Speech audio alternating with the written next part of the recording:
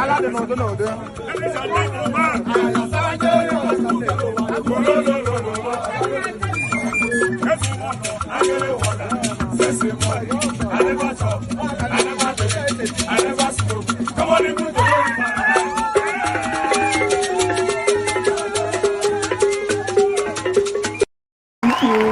you. We got to 80,000 followers, subscribers on YouTube. Come on, clap for yourself. I saw it. We made it. Thank you. You see, you thought I will never get that. I know. Our friends are at 800,000, 8 million thousand. I know, but this is the first step. Next time, 800,000. I'm telling you, it's just 10%. What is it? 100% will be 800,000. You can do it by subscribing. Pim. That's it. Pim. And for those who go and unsubscribe, let me tell you, they don't tell me who you are. YouTube doesn't tell me who you are. I will have come to your house to talk to you and say, what? Come on now, let's talk. What did I do? I mean, today I might upset you, I know, but tomorrow I'll make you happy. It happens maybe once every how did Tinubu say that? Fortnight. Fortnight, come on. Thank you. In order to enable all of us to enjoy our holidays, a token has been sent to our various accounts by the clerk of the National Assembly.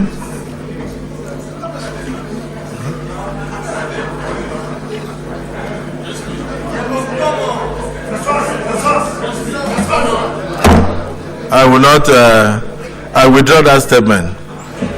In order to allow you to enjoy your holiday, the Senate President has sent prayers to your mailboxes. To assist you to go on a safe journey and return. This Senate.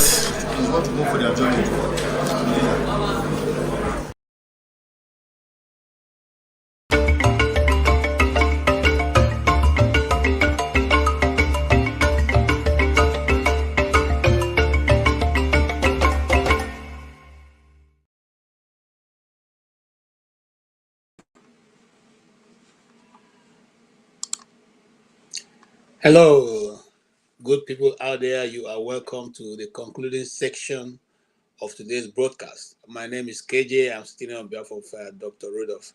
And my job has been cut out for me, so I'm not going to do anything new. I'm only going to continue with the discussion we've been having earlier on, and that is the issues in Africa. African issues as it relates to world politics. And also emphasis will be laid on Nigeria. Of course, if you have been following the trending news in Nigeria for a while now, you will have known that Peter Obi has been the issue in question for a while. The last time, the last news being the one that happened in Edo State. I think I have that video, luckily, so that we can all look at it and then we can discuss afterwards.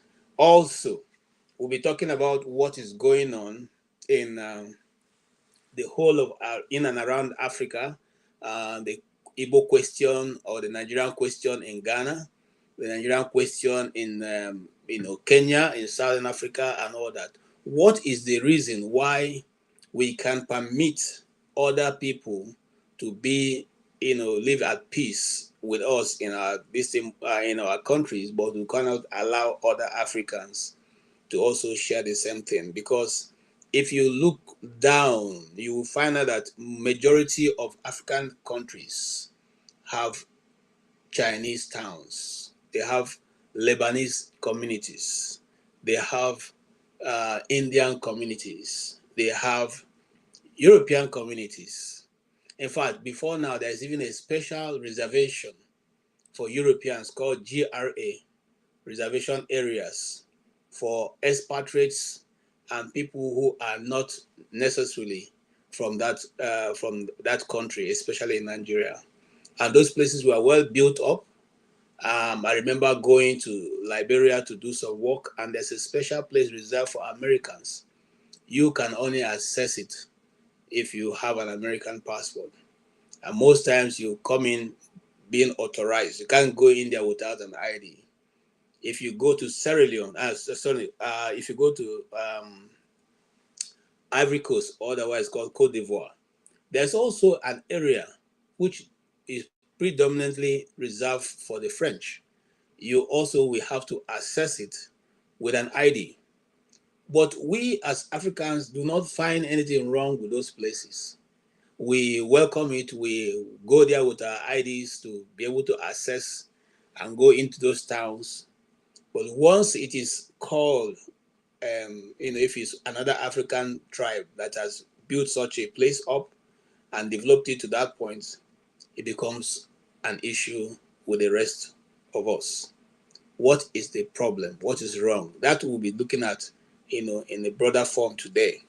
And then also, why is it now a problem for a private citizen to travel to a city and conduct his private business, and it becomes a problem for the governor of that city or the authority in that city, making you a person non grata? The question is, why should that be? What is the reason why an eminent person who have no criminal record, who have been known all around Nigeria in person of Peter Obi, will now be a person that governors and their like will now be issuing statements and threats that you should not come into their city? It beats my imagination, because Peter Obi is not even an office holder. He's a private citizen. The only crime he has committed is that he ran for the presidency of Nigeria. And I say that because now they are pushing Peter Obi out of his comfort zone, and they are radicalizing him, if you ask me. And now the time he picks up the same way they are treating him and begins to retaliate, then they will know that he's an Igbo man. Igbos are always looking for trouble. Yesterday also, 2 days ago, yesterday that was birthday, a rally that was scheduled to be held in Kaduna was cancelled, was banned. In fact, the police issued a threat that anybody who comes to that rally, to hold that his birthday rally, was going to be visited with the full wrath of their might. The question will be, are we still one nation? If we are, what do we call this one? Again, there have been also a discussion of the so-called constitutional conferences going on in Nigeria, and many things have fallen out of it. Some have asked for the creation of new country and new states and all that. But then one of the most important things we're going to be taking a look at is the fact that certain lawyers have come out to say, no matter how long you discuss these things, it's not going to change, because the constitution cannot be amended. Even if it's amended 1 million times, it will never give you a complete constitution. The question we should be asking ourselves, why is it that some portion of the country are afraid of writing a new constitution? What is the reason? If there's nothing hidden in the old one, why is it that we are afraid to write a new constitution? Why do we run to trying to make amends? Why do we always run to the point of trying to, let us make amends quickly before the people will come and say there's something wrong with it? Whatever is wrong with it, bring it, we'll put it in. Why don't you allow the people, different regions, different tribes, to come together and write a new constitution? That is the question we'll be asking you as you come in. And while we wait for you to come in, let us listen to Labros Oshobo talking on the issue that was going on in Ghana. I will let him, I hope I have rights over this. I'll let him talk for a while and I'll take it up. But it's also coming from the 360-degree TV, and here's what he said. Migration is as natural as breathing, as eating, as sleeping. It is part of life, part of nature. And as Elizabeth Huntington puts it, history in its broadest aspect is a record of man's migration from one environment to another. So Ghanaians, be it known that Nigerians are not your problem. Antonio Guterres once said, migration powers economic growth, reduces inequality, and connects diverse societies. But yet, he won. It is also a source of political tension and human tragedies. And it is that human tragedy I felt when I listened to a video made by one guy named Cyrus of Tonton Network in Ghana. The video was actually sent to me by my friend and brother Mudia of Africa. In the video, Cyrus... Yeah, if you followed that Cyrus guy, I watched his comments and I felt really bad. Why did I feel bad? Because this is somebody talking authoritatively on the issue of Nigeria with no understanding of how Nigeria or even the Igbo communities operate. You see, if I want to talk about Ghana, I would have done at least a bit of research, because I did a bit of research and I found out that there's a particular region of Ghana that's also asking for self-determination. Okay, so if you are pointing to us and saying we should go and handle our issue, your issue is also there. There are Ghanaians, there's a portion of Ghana that want to separate from Ghana. We are not scaling that up. We are not talking about that. We have more population and more media outlets that if we wanted to take the issue of Ghana, we will put it on the world map for the next 1 year. I will not stop. But it is not for us to begin to escalate the things that are not putting us together. Rather, we should escalate those things that will make us one. And I think that the great Kwame Nkrumah will be a bit taken aback by your statement. Because if you remember, the reason why Nigeria and Ghana became so close was because of the two great men. Kwame Nkrumah being a very good friend of our heroes or our forefathers. Nnamdi Azikiwe especially was a very good friend of the great Pan-Africanist, who himself was the one who touted the idea of having a Pan-African movement where all African states will be one. That was his intention. That was his drive. That was what he lived and died for. We respect him and will not take Ghana to the cleaners, if not for anything, for the fact that we know there was someone who had a mindset of what today we call the United States of America.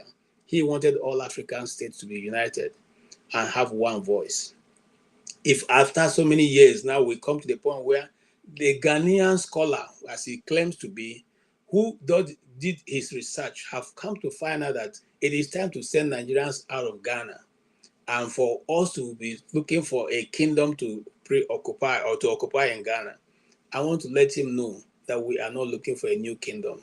We are not looking for new grounds to take over. If we are looking for new grounds, I think many nations, for which is the United States of America, the state of Pennsylvania, just issued, proclamation making setting out the 14th of June to be an Igbo Day, and which was celebrated here in the States. So we are not looking for new territories to occupy. The Igbos have been close friends with the Ghanaians. Ghana has played a big role in the affairs of the Igbos. Remembering that aside Nnamdi Azikiwe being a very good friend of Kwame Nkrumah, the city of Aburi played a very vital role for Nigeria in terms of the Nigerian Civil War. And the great head of state at that time played a very vital role, used his private residence, private vehicle to convey the leaders of Nigeria, for which they met for almost 3 days until he was sure that they had an agreement. So because of that, everyone who grew up in Nigeria, reading Nigerian history, was interested in knowing this, visiting this Aburi. Just truly talking here, I'm looking forward to visiting Aburi because I want to go have a look at that place, take pictures of where that great meeting was held, which of course didn't succeed. If not, they wouldn't have the civil war. But we appreciate and understand the contribution that Aburi and then the president of Ghana made in that effort. So if you're wondering why Igbos are a little bit fond of Ghana, that is one of the reasons. We appreciate that role. We are not going to take over Ghana. Igbos are over 70 million people worldwide. So we know that Ghana is less than 40 million people. We are not looking for a new territory. There are other nations in Africa that Igbos have a large majority of yes population. We are not going to take over that place. Nigeria, especially the southeast, belongs to us, and that's what we're going to continue to do well. Having said that, I'll let Labros of Shobo finish his statement, and we'll move on to something else. But Nigerians abandoning their country to bad leadership and coming to other countries, especially Ghana, to oppress and commit crime. And he particularly complained about the Igbo king in Ghana and admonished the Ghanaian president to distance himself from the guy. But I want to tell Cyrus, if that guy is not important electorally, the Ghanaian president will not so much associate with him.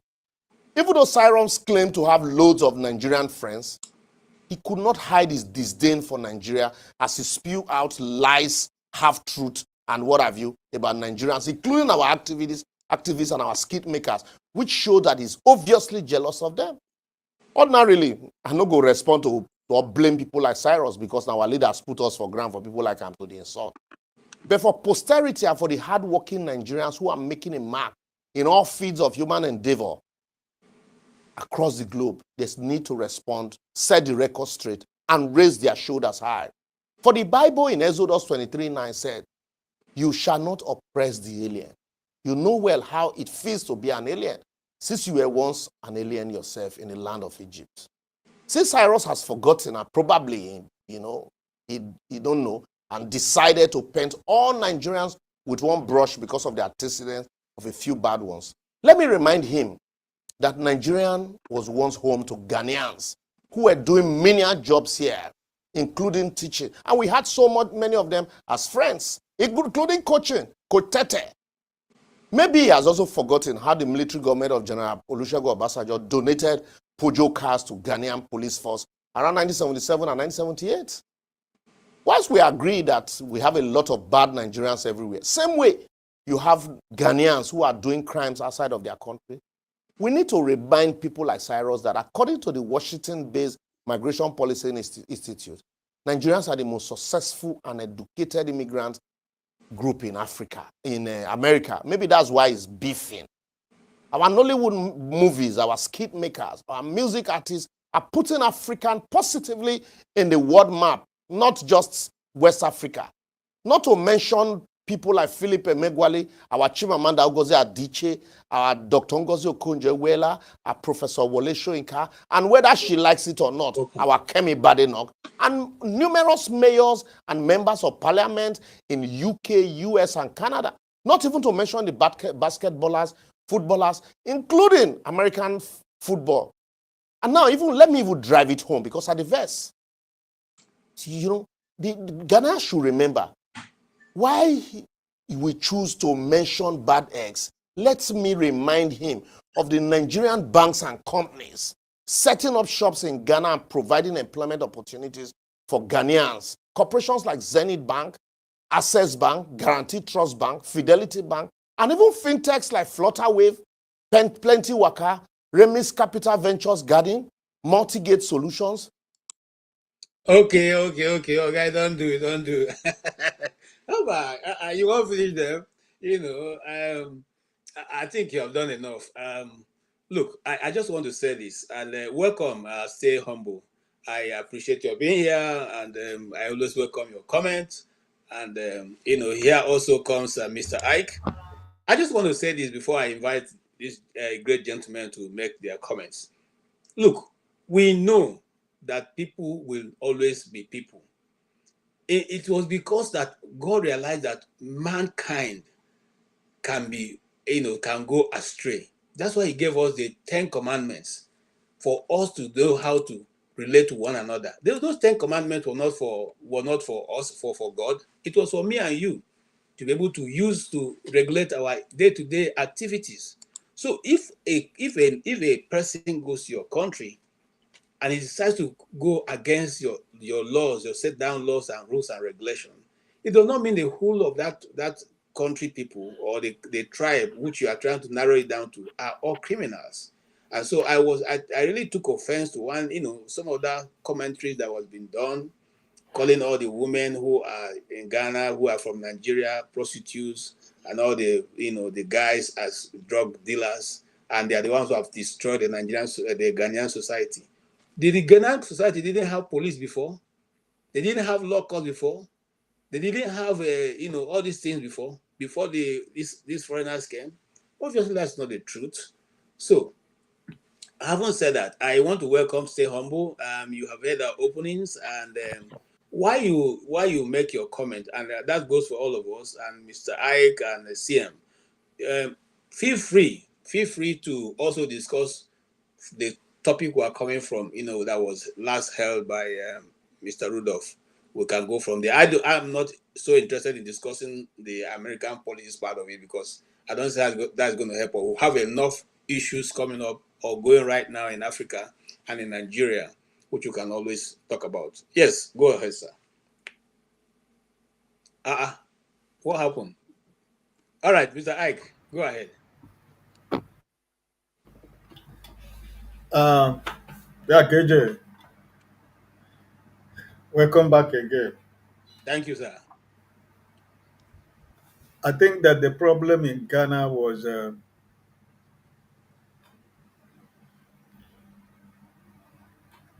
I think that the government of Ghana and the government of Nigeria, they allow this to fester in the social media platforms, right?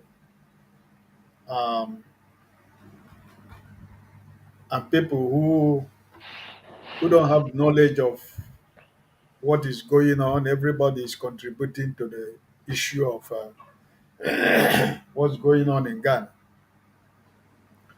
So I believe that there are no country, every country in this world, there are crime everywhere, and you cannot paint the whole people with one brush. So um, the relationship with Ghana and Nigeria has been there for a very long time, as you alluded in your commentary.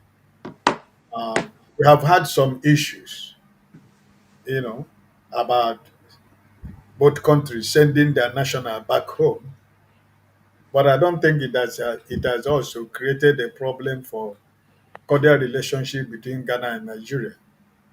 So this young man who infested the social media platform with this news, um, he doesn't have a lot of history about the relationship between Nigeria and Ghana, and also like as you said, no, we the Igbos are not going to build, are not trying to build a new kingdom anywhere. We're all travelers, and where we go, we try to belong to the society. We try to represent the image of the Igbos and Nigeria and even the people that were in their place by contributing economically to the well-being of the people where we find ourselves. We don't force people to sell land to us. We buy land, we build houses, we establish our businesses, we pay taxes like every other person.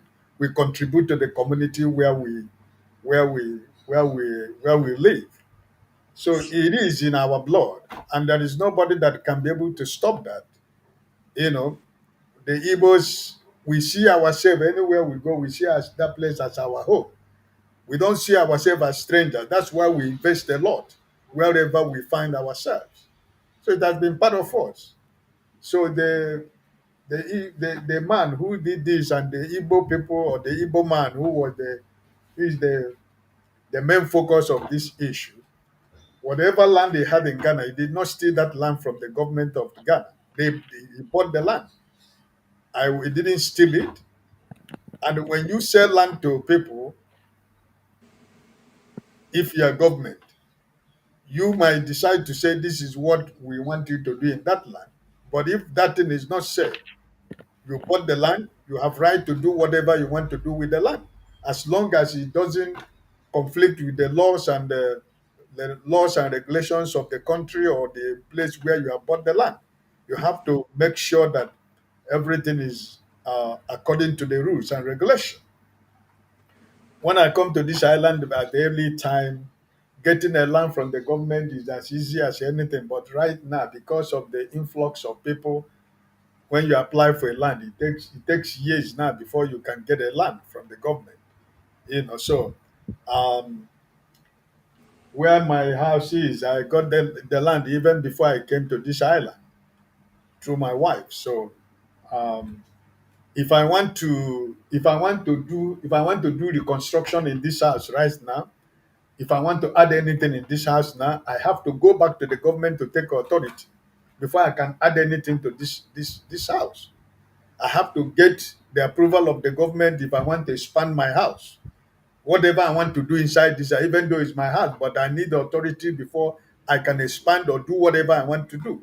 And that's the system. It works good for everybody, right? So I think that um, the Ghanaian government and Nigerian government, they are not, the Nigerian embassy in Ghana, they are in a position to stop this before it went the way it went because they are there. They are there with the Igbo, the Nigerians that in Ghana. Like somebody said yesterday, the Igbos in Ghana did not travel with Igbo passport. We travel with Nigerian passport. So if you are deporting anybody in Ghana, you are deporting Nigerians and not deporting Igbo man.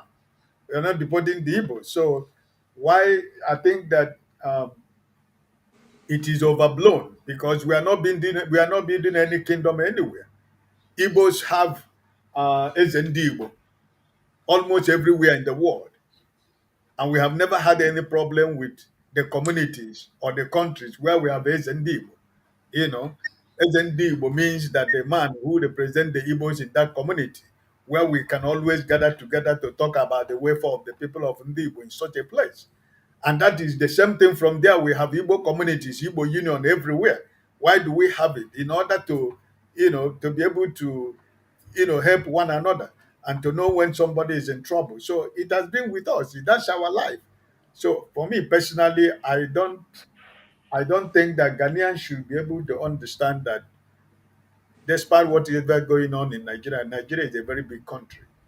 And we cannot be treated like anybody. Anyhow, no matter whatever the country we call ourselves, the country we call our own, whatever that is going on in that country, you know. And I think that Nigeria has also given Ghana a lot of, help in the days of need. So we couldn't forget what happened before. So I think that people who are overblowing this issue should stop that. The Igbos are not going anywhere to build a new kingdom. But as long as the Igbos are concerned around the world, we used to have the Igbo community, we used to have SND Igbo. It's normal with us. SND Igbo does not mean that it's the king of the place.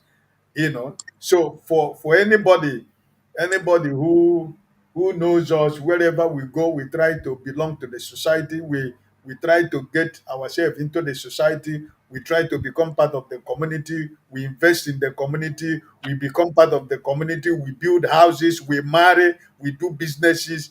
We take their sons and daughters. We also help them economically to feel the impact of our being in their community, right? So for me personally, I don't want. I feel that that guy was just overblowing what is not right. So, and whenever there are problems, whenever there is a crime, in every country there is crime everywhere. When one person commits a crime, does not mean that every community that lives in that country that all of them are criminals. No, you don't paint everybody to be criminal because there are people who are in a country, who are legally in a country doing genuine business and contributing to the economy of the place. Example: during the time of when the Ghanaians were in Nigeria, during the time of Shagari, remember 75% of Ghanaians who were in Nigeria, who traveled out of Nigeria, who went to Europe, they traveled with Nigerian passport. That time, Nigerian passport, they can get Nigerian passport anyhow. Most Ghanaians that are in Europe today traveled to Nigeria, traveled with Nigerian passport. And I happened to meet one of Ghanaians about 4 years ago, 5 years ago in Germany. I went to a restroom. When I was coming out, I saw him there. He was serving in that restaurant, and we begin to have a conversation.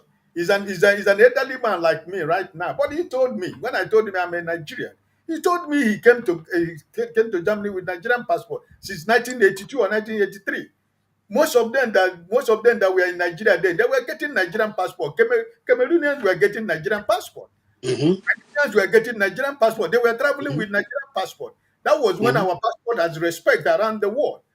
So most of them who were in Nigeria then traveled a Nigerian passport. So the relationship with Nigeria and Ghana has always been good. So for whatever this man is trying to blow this into higher proportion, like Barrister Labros was just explaining, giving some details, about what Nigeria is doing in Ghana, which should be respected. Nigerians are not criminal.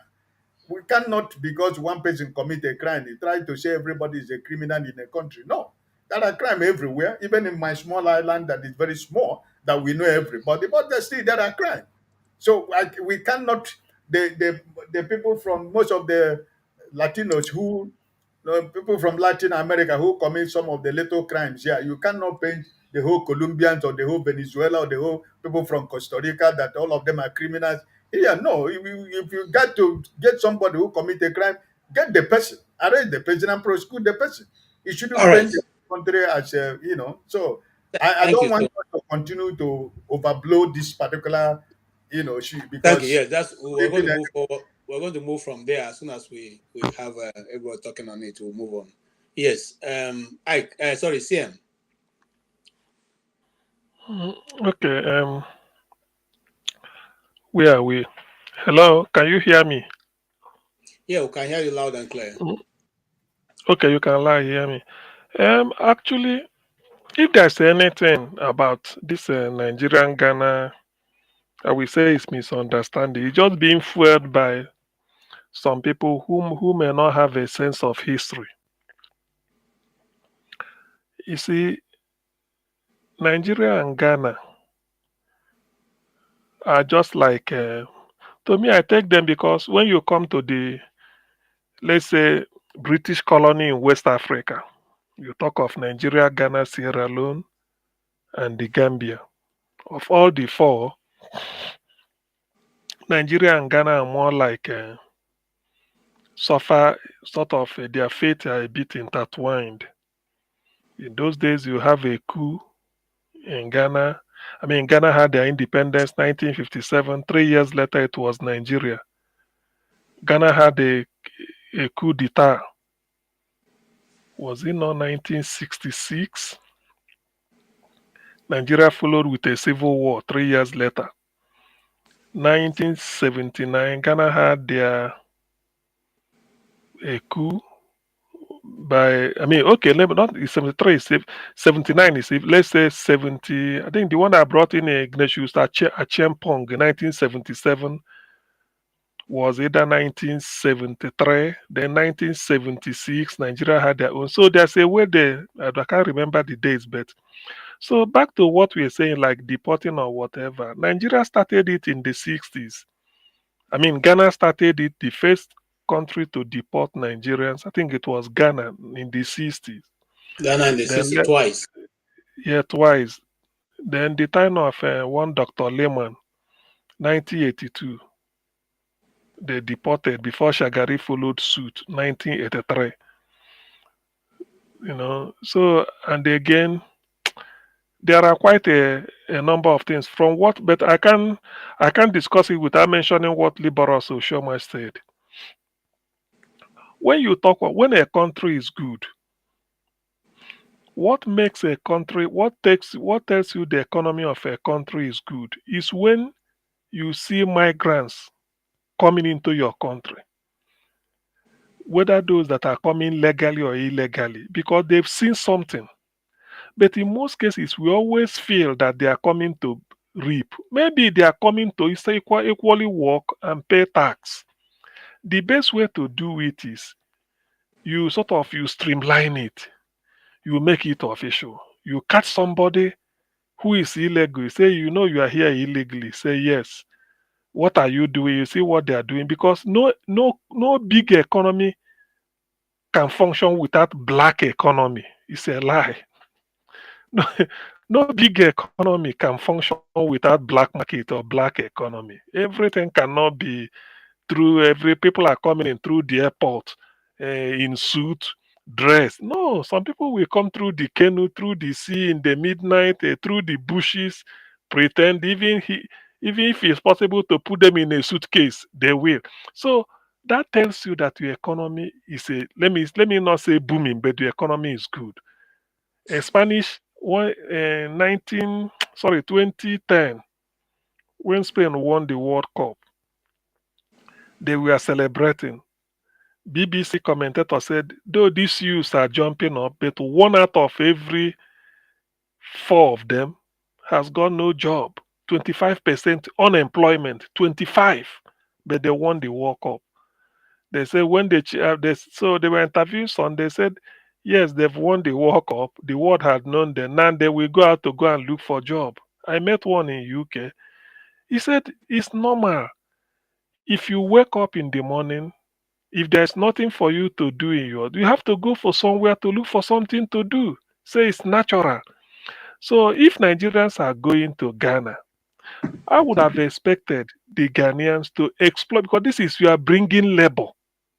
So if it's business they are doing, what you need to do is that you regularize it. Have you registered your business? No. Please go and register it. We give you 1 month or 2 months, and this is you streamline the procedure. That will even tell you that the economy is healthy. Now you use it as a bait to your citizens. You say if foreigners can come here and pay us tax, you don't just say they are coming here to take your job. You should come and do something and also pay tax. That is the way to do it. That is the way. But black people, I don't know whether it is natural with Africans. You can't do it that way. So we always feel that they come to our country to pick our job, or no, it doesn't. Okay. It doesn't work that way. It's only a lazy man that will reason that way. Otherwise, By the way, look at the Nigerian businesses the like man the in banks. the man in question has over 11 companies that are employers of labor. The man in question. In Ghana. Yes. And I'm not cutting, but I want us to move. He is an employer of labor in Ghana, and aside that, he has said clearly over and over he doesn't have any 50 hectares of land. The question be, let us not reduce it to Nigeria alone, but to widen it up. Why do we Africans seem to be fighting over? Because you live in Europe, and you know that it's just a question of gates. That in fact, some of the cities, some of the countries don't even have gates. They just tell you by demarcation, you are leaving so and so place to another place. The roads are continuous. Okay, why is it so difficult for us as Africans to come to that place of realizing that we are one community and operate in such a way? And I come to you, Mr. Michael, with that question. Oh, AJ, thank you once more. I appreciate you, and I'm glad that I like the way you framed the question, because you frame it as a form of historical perspective, which I'm very that's my best subject ever, history. This excess of the question has come from the colonization. You guys, we know Africa was one, even though we speak different languages. We've been interacting with each other before the colonial master came.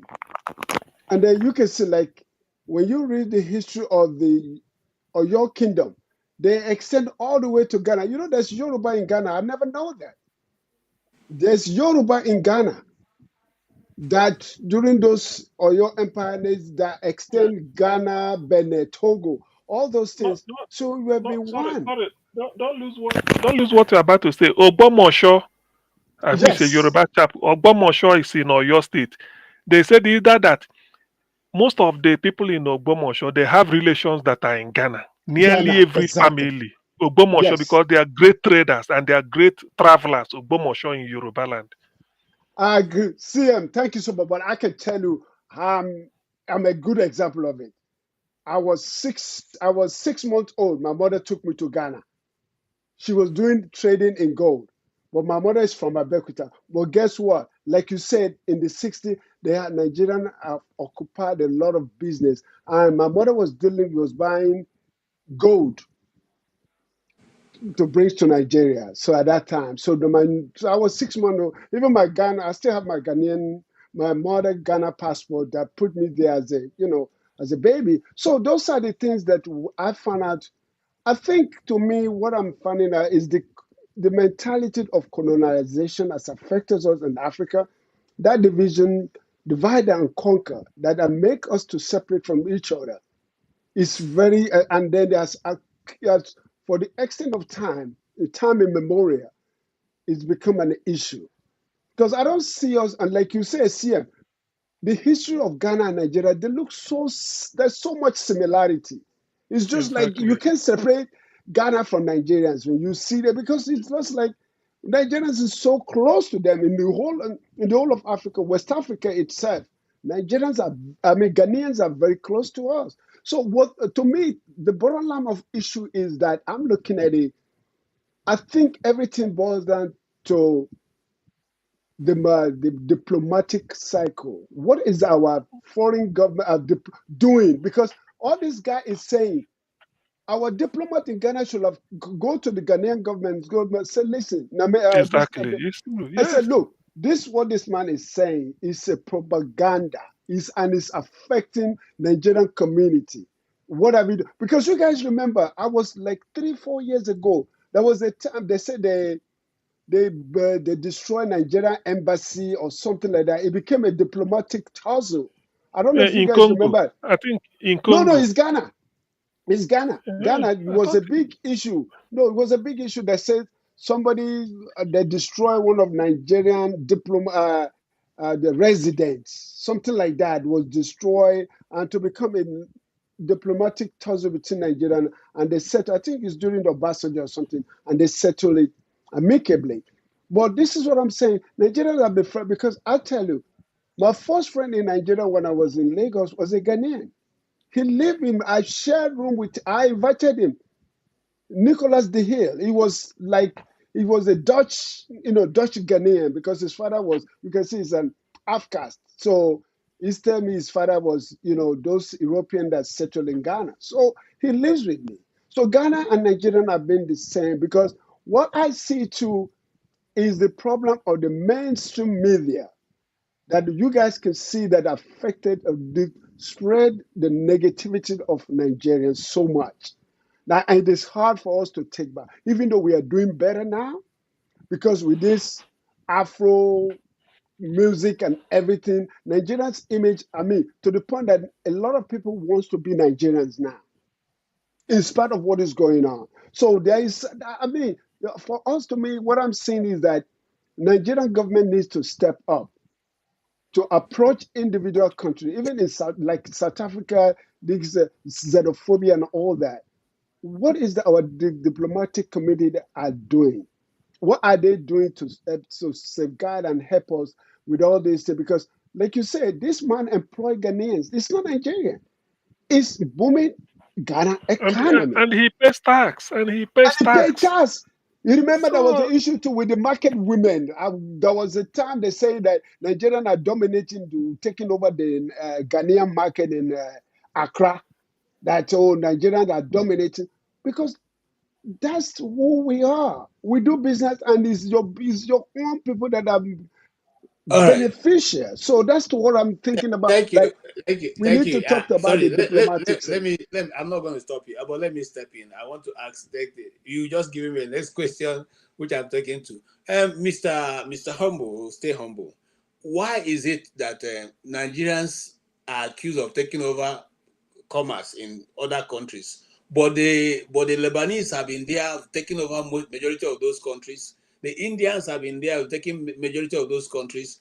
The Europeans have been there taking majority of. The French are there. In fact, if you go to Ivory Coast, it's almost like half of the town belongs to the French. You can't even access it without an ID. Why is that? It's not a problem to the French, but to the Ivory Coast, the Ivorians. But once it has to do with a Nigerian, Kenya, even our neighbors, Cameroon, they complain, So what is it?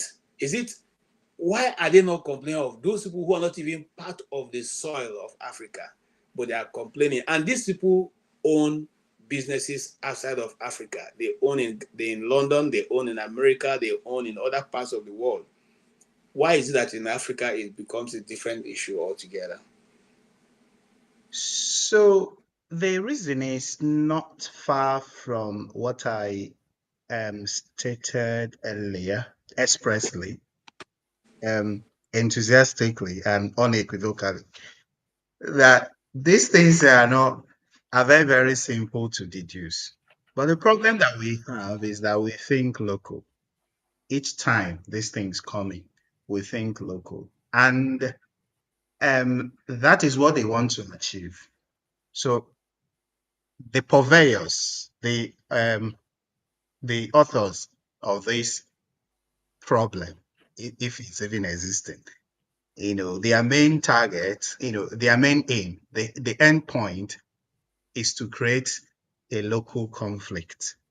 You understand? That should not even exist in the first place. But we keep on thinking local.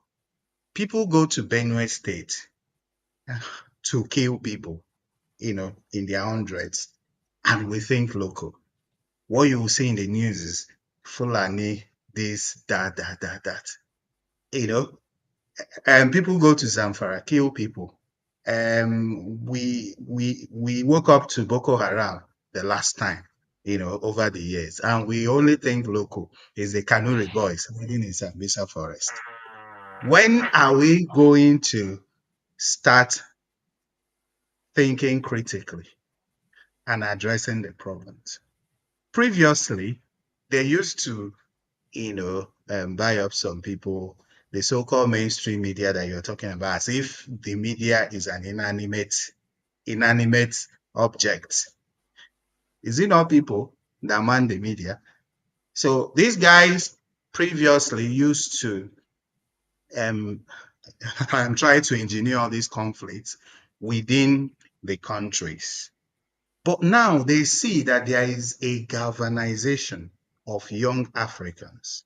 Whenever you see two Africans discussing in the UK, they are talking about geopolitics. They are talking about how to solve the problems of Africa. They are talking in unity. And that's why, the places are coming up, white paper days, immigration. Who are they targeting? They are targeting those young elites because they're not happy, you see. So they have gone international. These guys that you see on social media posting all these things, they're not posting those things with their money. Somebody's all those non-governmental organizations abroad are the ones sponsoring them. Those guys are not posting those things with their money because they see that now young Africans, young Nigerians, there is so much going on that we don't even know. A lot of young Africans are galvanizing. They're saying no. Look, Kenya is there, Ghana is there. The last time the presidential election took place in Ghana, what happened? See, Kenya, see South Africa. These guys are not happy. So they want to come back with their tribal, because they will almost always use that tribe religion. So Igbo this, Ghana that. These things are not existing. Come on, these things are not existing. These guys are working for the Americans. These small boys posting these things online are working for the Americans. So these things don't exist. Nigerians and Ghanaians have cordial come to.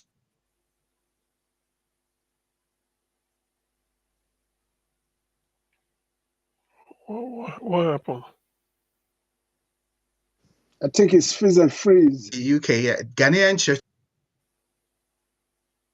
Yeah, my network is misbehaving. Sorry. Okay, go Can ahead. you hear me now? Yeah. Yeah.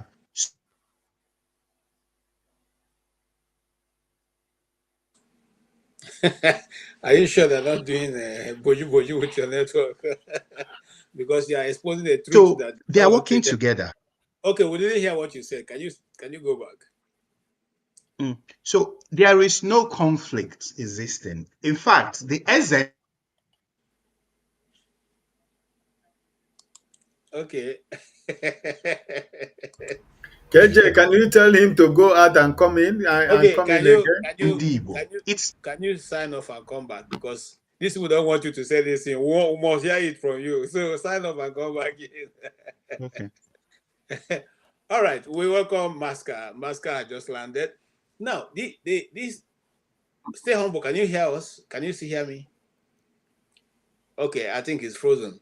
Because what he's touching is very, very important. It's very important because um, when younger people come together to discuss what is happening, the tendency of there to be a shift in the next generation is at hand. But will this be allowed to materialize? And sometimes people think we run away from geopolitics. No, it's because sometimes majority of us don't want to dive into that, because at the end of the day, it's just going to end up the same way. The leadership is totally disconnected from those beautiful ideas that are coming from young people. For them, they've tried and failed, and so what they need, let's just continue in the same trajectory we are in. You are welcome, Masca. I don't know whether to. Okay, yeah, make your opening statement so we can move back to humble. Okay, or you give him a time so he finish and then you can come in and speak. Stay humble. Can you hear me now? Can you hear me? Yeah. Yeah. Yeah. Okay. Okay. Complete your this thing so that. Okay. So because they see that young Africans, across the continent and in diaspora, that they are galvanizing, that very soon, in fact, what Nigerian politicians know, the establishment know, is that very soon Nigeria will blow up. But they don't know the day. They know for sure. That's why you see them going to places like the Caribbeans to hide whatever they have taken. You understand? They are now going about their stealing with so much gusto because they know that their time is up. What these puppets across the continent know is that they are going very soon. You understand? And they are doing everything possible to make sure that they delay it. Even their sponsors in Europe and North America, that's what they are doing. They're trying to sow hatred because imagine cooperation, real economic integration, cooperation between Nigeria, Ghana, Ivory Coast, Cameroon, where you have real economic integration. You can travel freely, you can do business freely, you can sell what you have to Cameroon. Cameroon will sell what they have to Nigeria, not selling to France, not selling to Belgium. You understand? Selling what we have within ourselves. South Africa, Nigeria trade, Zimbabwe, Botswana. So that is what they are fighting. But because of their approach, they use so much indirect approach. So it's difficult for people to decipher these things, to decode these things. What you keep on seeing 99.9% of the time is your fellow person. If you go to places like Zaria, places like Jigawa, there are British people living there. The American people living there. There are German people living there. You understand? Yeah. And So why are so they there? They want to maintain the status quo. hold on. Recently, I was reading a news item that the UN is moving large portion of its office to Kenya, and I began to imagine what you're saying, and that's why I think we should open up this discussion. Now, why will they want to move to Kenya? Large portion of its operation is moving, and they say it's an expansion of its office. Why do you want to move to a country that do not have any seat in the Security Council? What is wrong with Europe? What is wrong with the Americas? Why didn't you move there? Rather, if you're since you are in for you are a peacekeeping agency, why didn't you move to Israel or to what do you call Palestine and set up there so that they no longer be fighting? Why do you want to move majority of what you are doing to Kenya? You see, why I'm asking that question is because sometimes these things come in subtle colors we don't understand, and before we know it, our people are taking over. Can you speak to that? Why would they be expanding vis-a-vis what you have said so far? Why would they be expanding their office to Kenya?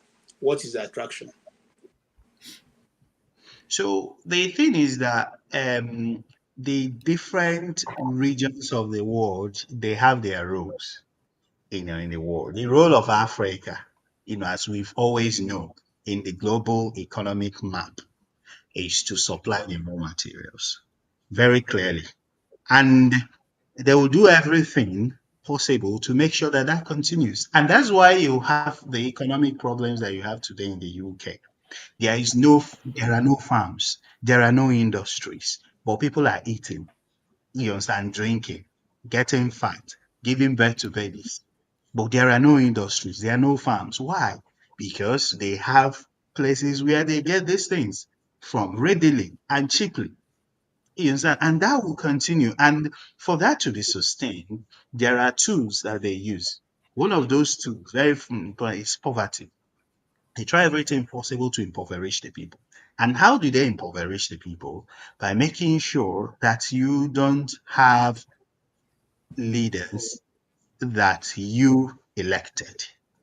You go to the ballot to cast your vote. You see 5 names, 10 names on the ballot. Did you choose those people? How did they get to the ballot? How they all got to the ballot is because someone over there, maybe in Washington, D.C., even the Anambra State election that is coming up, just observe closely. And very soon, the UN, whatever, will go there. The UK, whatever, will go there. The US, whatever, will go there. What are they looking for? All the state and governorship elections, senatorial, they're always there, trying to act as mediators, trying to do this, trying to do that. Your leaders are not, you don't even have a say in how they are selected. Yeah. So even now, that's why um, they are not happy with a Peter Obi. Imagine as Nigeria's president. It's one thing that they will want to fight their last drop of blood to make sure he doesn't gain traction. They don't talk about him in their media. They shut him out. You don't see him appear on BBC, on CNN, or nothing. If it was one illiterate, one criminal, probably making waves due to its criminality, they will grant him they grant interviews to even these terrorists. These terrorists appear and they even give interviews and stuff. But they will make sure that this guy doesn't have any coverage. When I knew what kind of game we were playing in the globe was when in 2020, during the NSAS, all the foreign stations were silent. They were all silent. If you doubt what I say, go and check. 2020, which all of them were silent. Even the killings and everything, they were all silent. Why were they silent? So these are things that we need to start pondering on. These are very, very critical because All right. when we realize where the problems are coming from, then we'll be All right. better equipped to tackle those problems. Thank you so much. Thank you so much. Master, you're welcome. You have followed so far what we're discussing, but we're gradually moving into the international arena. And the question is, why can't there be that desired cooperation within the African states? Rather, we prefer to deal with other people outside of Africa, and then the African brothers and sisters become our avatars, as they will say, people who we see as enemies have come to grab and to take away from us. Then, secondly, why are you considering that in your mind on how to respond? Is it that African ground presents a better alternative? Then the reason why UN is moving part of its large portion of its agency to come and domicile in Kenya. Is it that Kenya has now become a test model? Because if Kenya was in the Security Council, I would have understood, but it's not. Kenya is not in any political turmoil right now that deserves UN to be stationed on the ground. Why didn't they move to Palestine, where the people are fighting, and when they are there, since they are peacekeeping force, there will be peace in that place? Why move to Africa? All right, I will start from the very back, or to be more appropriate. I will start from where you stop. I may not agree with you in terms of your last submission about United Nations being heavily present in Kenya, but I will stand to be corrected, because the fact of the matter is that as I am now, at the point I find myself in life, I have stopped truly following events deeply, So maybe there's something I'm missing. But from my experience, I know that United Nations are heavily in a place like Congo, where I've worked. I know that, in fact, they call them MONUC. I think it's a French configuration of the United Nations. That it's an institution itself. You can't do anything in DRC. Even if you're a businessman, if you discount within your economy the importance of United Nations, whether it's the peacekeepers, whether it's the civilian offices. I don't think that, like I said, maybe I'm wrong because I'm not following events like that. Honestly, I can't remember the last time I sat down to watch TV to follow news. So maybe I'm wrong, but as far as I'm concerned, I don't think so. I think United Nations is in a lot of the African countries. What I know with the white people is that they are always covered.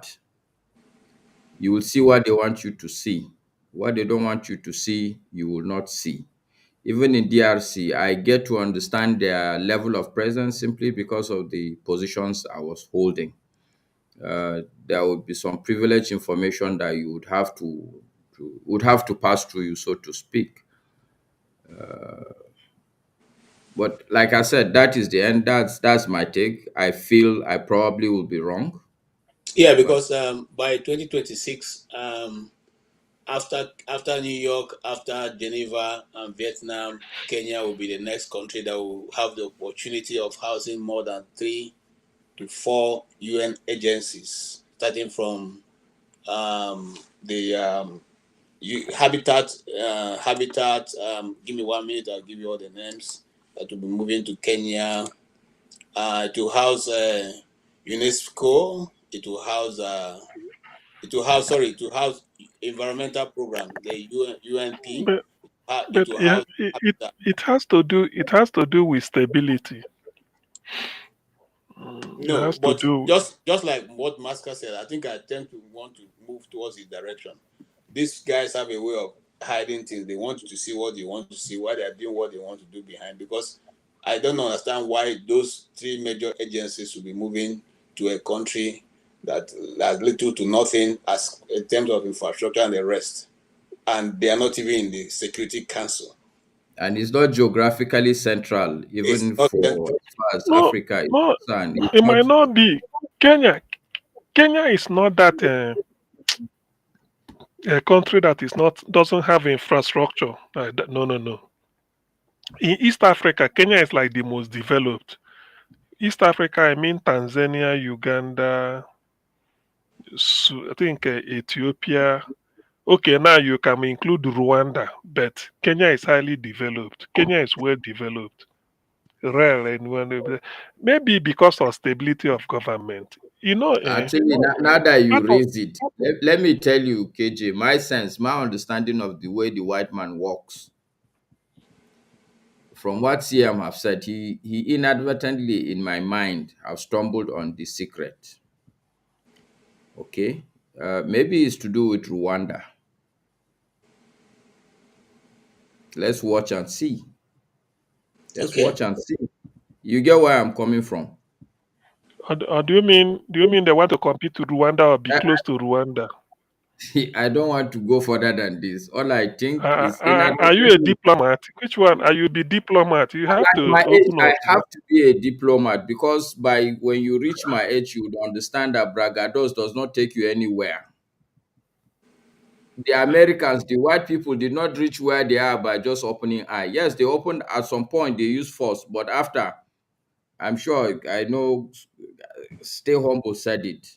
When you hear people are invading this place and that place, it's not white people you will see.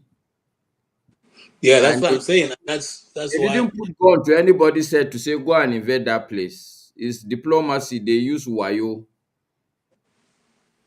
I So agree look, with you. and in No, no, fact, no, no, no, no, no, no, no.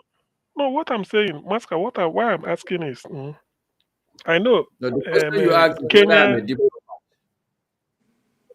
No, because you said you can't say more. Then I start to say whether you're a diplomat, because I know diplomats, they held the countries. If you are posted to a station, No, not. okay. I mean, as a diplomat, I'm not a diplomat before, but look, the point I'm making is there are certain positions you hold. Even if there is a security issue, they will call you. Even if you are working for a private company, because that company is very central.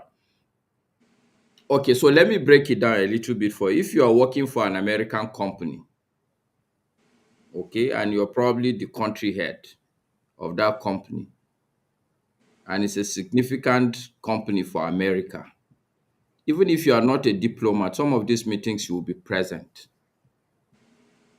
That's true. Okay. Okay. All right. All But right. for me, my take, KJ, is Yes, go that ahead. yeah, I believe so. Yeah, I know. my, my It's quite my take obvious. Yes, it's quite my obvious. take. And then they will not, before they even place you there, they must have known. Yeah, please go Yeah, ahead, Master. won't go into that history. But the Continue. point I'm making, my position on I would want to say that I'm happy because we have moved this discussion. I think we've been on this for like 2 weeks now. It started as an Igbo discussion, but I'm very, very happy this evening that it's moved to where I think it rightly belongs. Okay. Yes, it started maybe from an Igbo man, but the crux of the matter is that out of every 4 Africans, if you count 4 Africans, one of them is a Nigerian. Maybe we Nigerians don't understand how significant we are on the continent.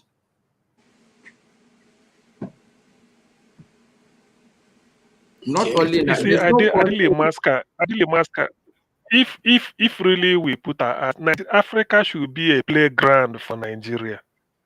Africa No, should but be a so playground here, in anything. you see, these are the kind of statements somebody like me would not support. This is where the problem is coming from. Because if you are No, the playground big man, is not. It's wait, not that. wait, now, Play, CM, wait. Okay, look, when you say you are human, people don't understand what they mean by saying that you are human.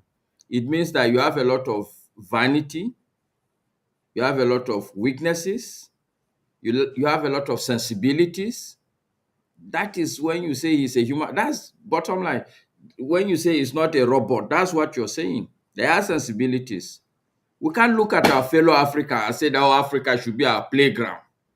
We cannot afford to be no, talking like no, that. no, no. I What know I mean what by you're saying, playground is that but I know what you mean. But I'm saying that we have to be choosing our words carefully. we are talking like brothers here now. We are not involved. You see, Okay, what yes, yes. Master I know. Master is saying. Maska, don't be that. It's like we are This is talking. the We are Nigerian brainstorming as problem. brothers. We think that honestly, CM, we think that by being brutally, what's even the word, we take pride in being brutal. No, no, no. You Yes, see, that is it. forget What it. I mean is that I'm a given our Nigerian like you, population, CM. I'm a given Nigerian eh, like you. Okay, but I'm not talking of I'm not talking of operation or oppressing anybody or brutal. What I'm saying no, is no, that brutal even with given what? our resources and the way we are, See, I Africa know what should be you're something saying. like. our presence in Africa will be such that it will be felt in everywhere in Africa Just hang in for there, good. CM. Me and you, look, we are number one, we are all Nigerians.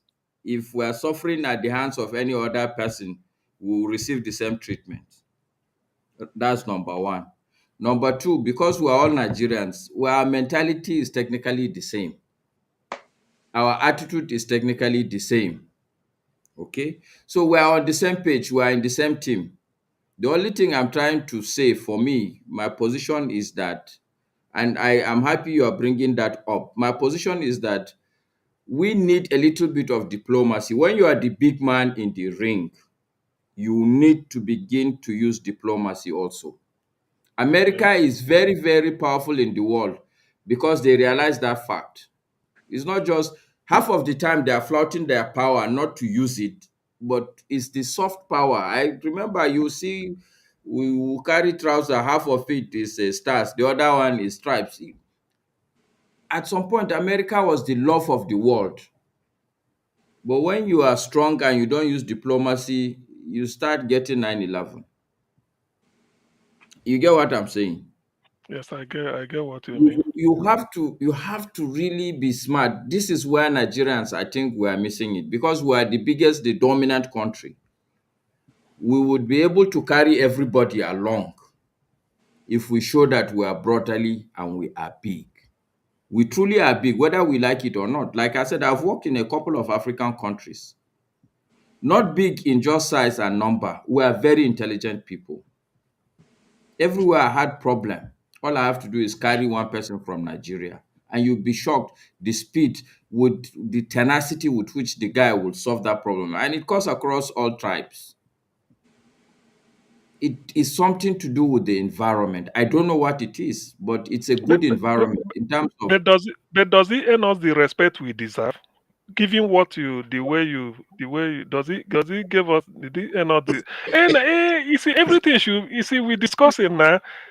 Masca, okay, look at the way you solve problem now, like where you different post. Posting you had, and then look at the way. So I'm now saying, does he give us from outside? Look just like outside looking in now, not looking at outside looking in, my friend. I don't know Does he where give you us? are, CM. I don't know where you are. I can I put mean, this you, to you. I mean Anywhere you UK. go in the world, okay, anywhere you go in the world, you say you are a Nigerian, they will not write you off. The people writing Nigeria off is Nigerians. Go and write it down. Go and write it down. Anywhere you land, you say you are a Nigerian, they don't write you off. They will watch you keenly. Yeah. Even in the UK, you are. And We are not to be trifled with. Everybody that knows what he's doing, he knows that. So the But like next, the next, Humble said, the like next Stay Humble logical, said, the like next Stay Humble logical said, question that will come to you, Masca, is mm, then what has not allowed this greatness to be applied across board in our own domain? okay. It's people like you, KJ, who are always tribal and primordial in their nature. So Because you, anybody so that your listens to own you, honest KJ, assessment of me is that I'm I'm a tribal. bit. Oh, you see, okay, now you see the Nigerian in me is coming out. I'm going to be Wow, brutally frank with really? you. Yes, you won't like it, but I will dish Oh, it to you. And no, you no, know no. I'm your friend. And you know No, I'm your friend. no. See, listen to me, Masca. Mm. I'm not trying to, haggle you. I'm just simply saying that I don't see myself as being tribal because I don't know. I have discussed on both grounds for the But can north. you can you honestly see us? Is it not for people to see you and tell you who you are? Well, I don't know. You are the only person who is telling me here, and maybe some few other The individuals. I've not others, heard that from look, any other person. the others are not like me and CM. The others are diplomatic. I don't think so. Is Mr. Michael diplomatic? I don't think so. He's also a frank person. But however, it's okay. Mr. It's Michael. okay. It's Michael is okay. very diplomatic. It's okay. Ask Mr. Ike now. Ask Mr. Ike whether he doesn't think that sometimes you overstretch the Igbo issue. No, Ask, listen. ask Uncle Mike. I will He's come here. across on this. Ask him. I'll come. Hold on now. Hold on, Masker, and I will tell you the reason. The reason why I stretch that is because you see, people don't want us to tell the Igbo story, and the moment you begin to tell the Igbo story, you attempt tribalistic. But we Okay. have been listening. I'm coming, sir. We have been listening to other people's story for many years, being told upside down. We have been listening to our own stories being told by other people. Okay, but now people like me and someone like me now have chosen to be part of those who will tell the story, and I'm going to constantly tell the story. When I was doing training for media and some of the reports you see now in the northern Nigeria, those rural areas where you see killings, I did train some of those people. I went to those extent to train people that because somehow I knew this was coming. So we go to communities and say, look, this is how to use your camera, this is how to do this, this is how to do this. Do not bother whether you have network or not. Record your this thing. When you have network, send it so that the world can, if not the world, Nigerians will see what you are going through in your small communities. Okay, this we won't come and shout about this thing. Those people are not my people. I never went to a place to go and train. So these are not that people. Okay, if I tell the place I've been to, you will not believe it. But the truth Okay. is this: I am KJ, trying okay, to tell that maybe I story. need to repeat what I said so that I will underline the major words. I'm not saying you are tribalistic. Oh. That's not what I Okay, said. You all are right. not tribalistic. That I will say.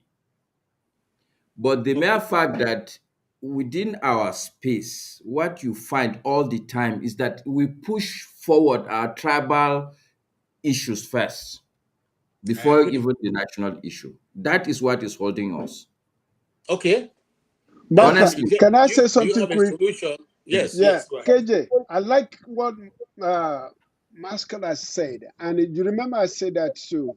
It's like every time, and which is good, because as I am person of Yoruba, but I grew up in northern Nigeria, like I speak more of outside language than Yoruba until later on. But what I'm saying, what Mascala is saying, it is obviously is true. A lot of your presentation sentiment has been around Igbo issue, which you are allowed, I mean, and I agree to that because of the nature of what you've been through. Because none of us here it just dropped from, we're all relating to our background. Because for me too, like what I'm saying this day, like you said, I can relate to my background, like I'm a Yoruba and I finished all my secondary school and everything in the northern Nigeria. Now to get admission to university, they tell me go back to your state. Come on, cry aloud. I speak outside. I did outside in WAEC. I got B. That's not my language. The only thing that differentiates me was my last name, a Yoruba name. You know what it happened? And I get admission to University of Maiduguri. The first thing they tell me is like, "Oh, we give you admission, but we want your scholarship from your state of origin." That's it. That's it. And I went down south to Oyo to Ibadan. Oh, they look at my record. They say, "Oh, you got P in English. I see you have literature." Those who will even get better result than you, we can't even give. We don't even give them scholarship. Mm. Are you guys with me? That's an honest truth about me. And I went to my uncle. You know what my uncle told me? He said, "Oh, Ade, you have made a mistake. You should have changed your name to outside. Yeah, Now you'll have been gone. finish. Case closed." There we are today. So, but for me, it's like I don't like Mascot said it, and I agree because we all have passion, and it All right, is let me good. come from. Thank you, Michael. Let me come from a different angle, which you could relate. Okay, what I'm trying to say is that sometimes when you're dealing with the issue in Africa is even beyond nation building, because I don't push the Nigerian story. There is a beautiful story about Nigeria. I'm a proud Nigerian, and I've moved around. I can see how Nigeria is, but I would not ever push the Nigerian story because I think, in the general scheme of things, the world is divided based on race. The white man does not care what your country. They are the ones that even label us these countries we are talking about. Honestly, we are one black people. If you go to, forget even about Africa, anywhere you see black man in the world, he's come from the same place. Go to Jamaica, you see a lot of them speaking Igbo without knowing, because their great grandparents most likely would have been carried from that place. We are all one and the same people. That for me is the story we should be pushing, so that in the end, all this Ghana Nigeria issue would be there, because you can never be the same. I have kids. Sometimes their siblings, they will quarrel, and you will think that they want to kill each other. They all have the same father, the same mother. Who among you doesn't know siblings rivalry here? Who doesn't know it? Even within siblings, there will be issues. So the thing will be there, but I think we need to begin to see ourselves as a family, which is, for me, the reason why I even joined, because I think the discussion has come to a good point. This is a family, African family issue. We have our differences, but we need to understand that we are a family. We are a family as Africa. It's not about Nigeria. It's not about Igbo. The world, the people, these white people, they are looking at us. They are scheming us. They are trying to think of, they have apportioned us. They have carried us as slaves. They have divided the continent. Sat down in a meeting that has a place, a date, with minutes of the meeting, where they divided us. They shared us like cake. And we all know this one. How can we not understand that we need to work as a family, even if we don't like each other? And there are people who are dividing us like cake, and day in, day out, they are seeing how to get the better folk to eat us. For me, that is, if you ask me, one, I think that's how this story should be, and I'm happy that we've brought it to this point. It's an African family issue. We are not going to be happy with each other, but we need to, at least, we Nigerians need to understand that we are the big brother. We are the dominant elephant in the room and need to be treading carefully. You can understand, when you have an elephant inside room, any small move it makes, it will break China. This is the mentality an average Nigerian should carry. So, Don't go about, the don't next go one, about Maska, I think you are from Kano, is it? Yes, Because yes, go ahead. I lived in Take, Woodil, Kano You Southwest, on know, your I way know, to yes, Bruning. yes. Mm. On your way to Bruning Kudu, Around if you pass Kudu, yes. Woodil, Sumaila, then okay. So Wudil is Kachako, not too far Kona from Huguma. Kano. Huh? Kwana Huguma. Kona Huguma, then you get to Bruning Kudu, then Guaram, where Shehu Sule Lamido comes from. Now you are moving towards Bauchi.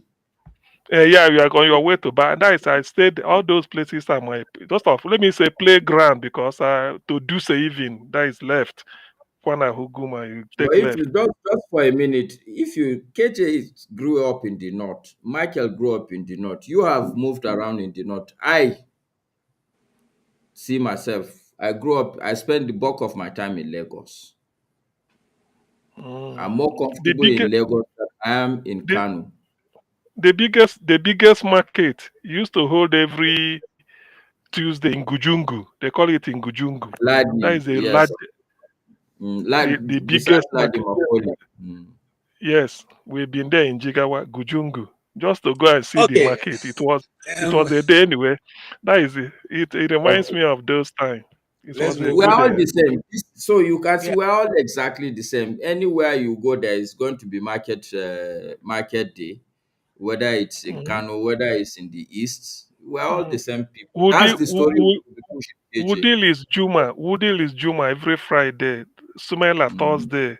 Kona Kachaku Sunday. Take Yeah, Tuesday. All these things I know. I think there still be like that today. it's I still know the like days that. of the market. Yeah, You can't pass that road when you come on a market day. exactly. You can. It's true. It will be busy and very cheap. Okay. So, I will say that. Let's move. So Let's move. just to underline, KJ, there is people like you that are pushing tribal stories that are holding us back. No, no, no, no. Yes, No, that's not the truth. The truth is that those stories must be told. We have to put history properly, and someone like me will not hesitate to do that. So, but it fair doesn't enough. mean that Fair enough. I will. Fair I enough. will. I will tell all the stories the way it should be told. I've told the Benue story here, and I'm still going to tell. I'm making contact with a friend of mine who will come here to tell the Benue story. I also have people from far north, who are also going to one day come to tell the northern story. I'm a storyteller, so whichever way it comes, I will tell it. But the only thing is that we have not been telling the Igbo story for. So now some of us just picked to tell that story. It does not If mean that we we'll take, prepare it. if we all stick to tell our tribal stories, who would tell the African family story? We will tell all of it. Everything are turn by Okay. turn. All right. Uh, It's okay. according to the Minister of FCT, Inyendeba. Eh? Okay, so let's move on. And the Nah, other story and that is another thing. That week self, that week self. What is his? It's in scandal. That's a scandal from FCT. I don't know. And with yes, the Wike, Ireti I have a video Senator, here that has to do with Ireti King Wike, Giben. but I don't know whether He Masca said he want us has to discuss it. the documents. Yes, somebody went to the International Conference Center, and Ayo Farishe's brother went to International Conference Center and was complaining that by his own estimation, not even 5 billion was spent on that building. And I want to agree with him. No, I'm serious. When I was in Abuja, okay, if there's anything that I will not AJ, do, don't waste your time. Don't waste your time. The fact why? of the matter is that every No, project, wait, let me just tell you where you're going to. Okay, The cost of every project in Nigeria is almost like 10 times the normal cost anywhere in the world. Whether okay. it's so building road, is that why he quickly is that why he named it Bola Ahmed Tinubu so that there won't be probe because Because the it will man said gladden the president. they He almost quickly died of heat. They almost died of heat inside the place where they went for vacation. Now, if you know when I was privileged to be one of those who used to use those places for a long time. When even before when IBB finished building that building, I think must have been almost 10 years before I started coming there to use it. But you will go there with your suit, because if you don't go with something cold, the cold will kill you inside. Okay.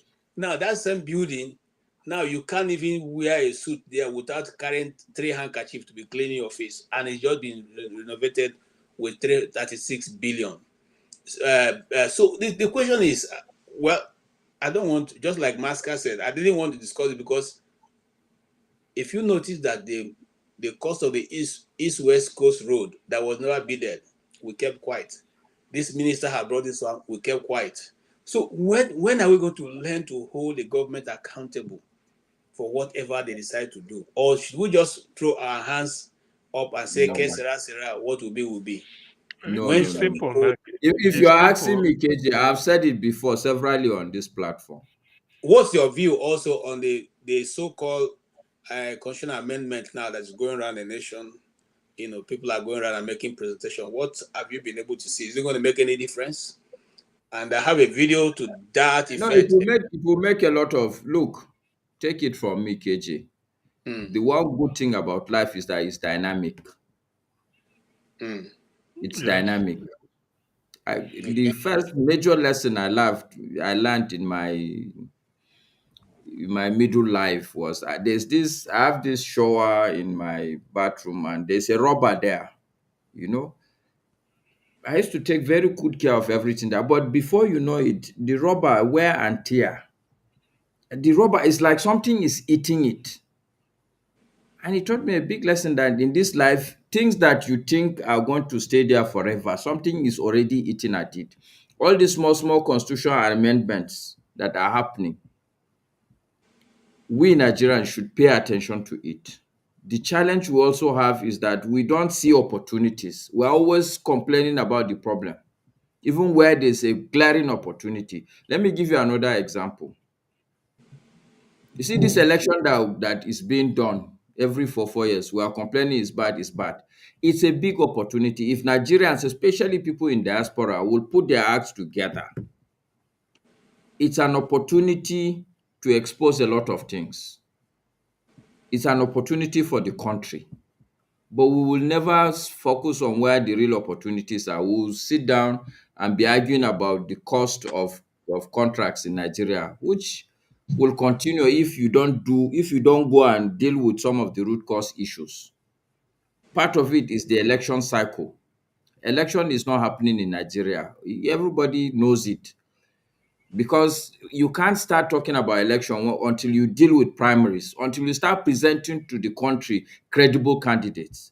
This is a country where a credible candidate will find it very difficult to find any platform. But Masker, thank God you mentioned this. You know, there's something going. I learned somebody was saying, maybe you buttress it since you are from Kano. They said Kano is a place, particularly the last one, you can't rig election because the people came out. I think the president governor, the people No. said no.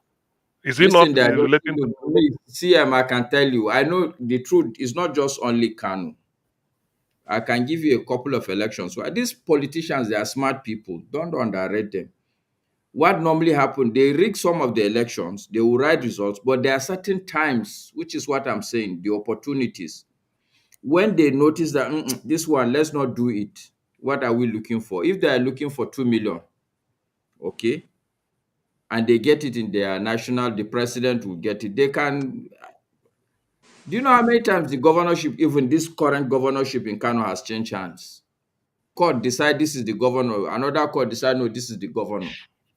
No, I thought it's the So people what I'm power. saying, Maybe I had the wrong thing. I thought it's the people power because they said the output, the way people trooped out or sort of to trying to protest that they know the result. Any attempt to change it, they won't be easy in Kano. They now have to really obey. I think that's what I heard. no, That you're right. But what I'm saying is not only in Kano.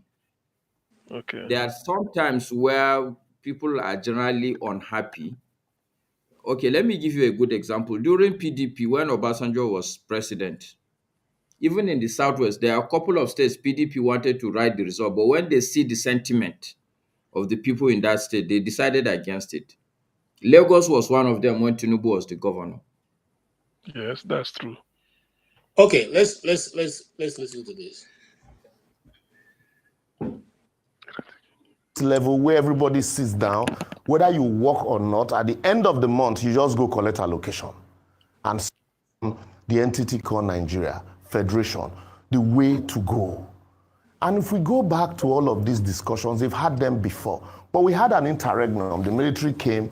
Aguiyi Ironsi was keyed for trying to do what we are doing now, for unifying the country under one rule.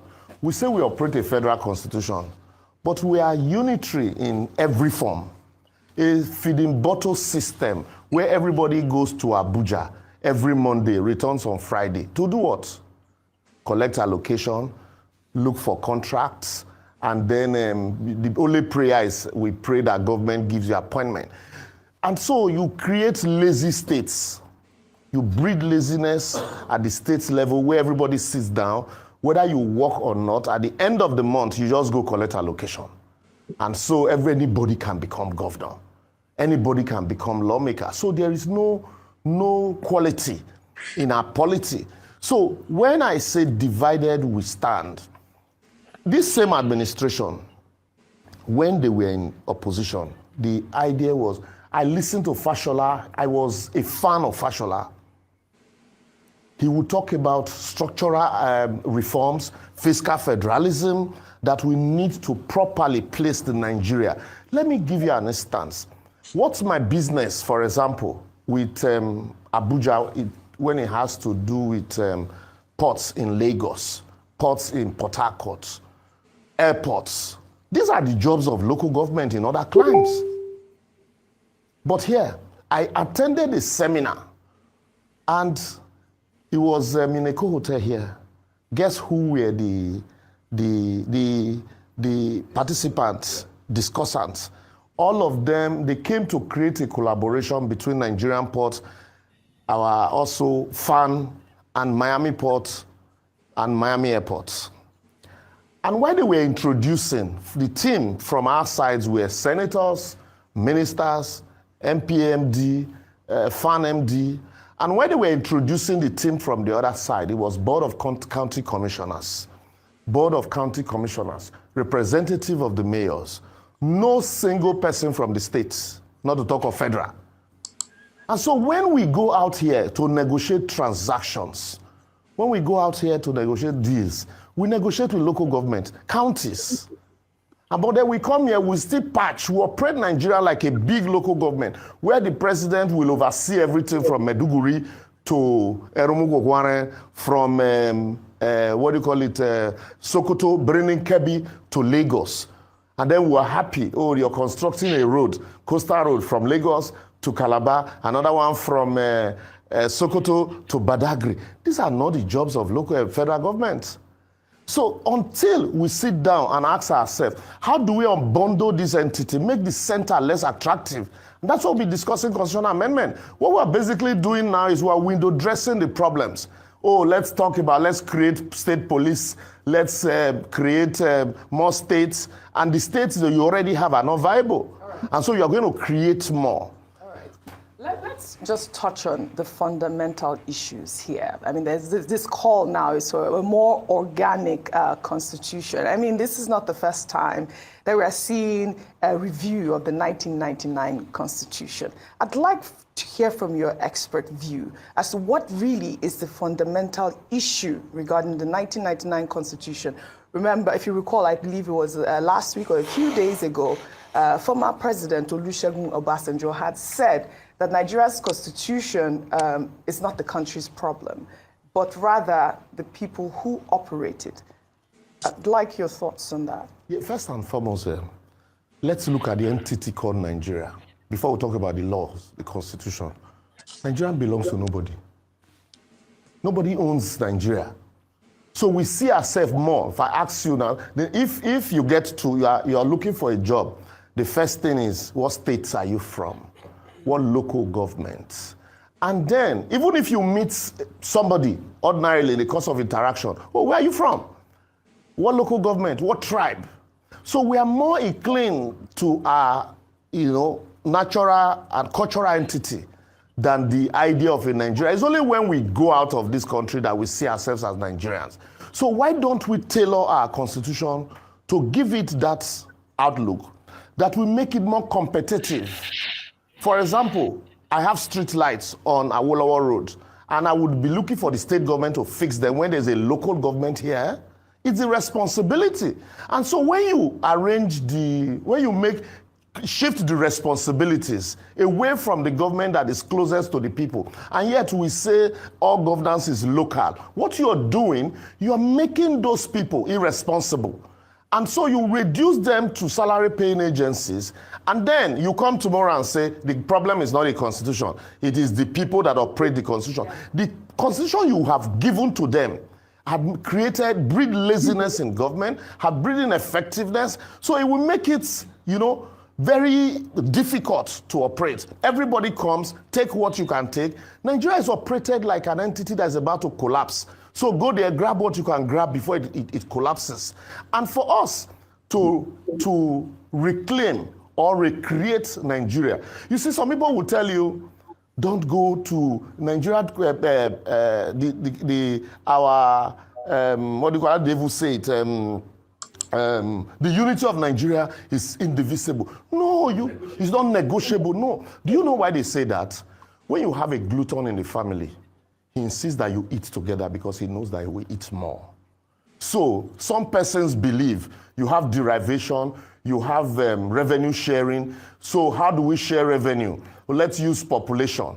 Let's use land mass. So some people believe that they have more population.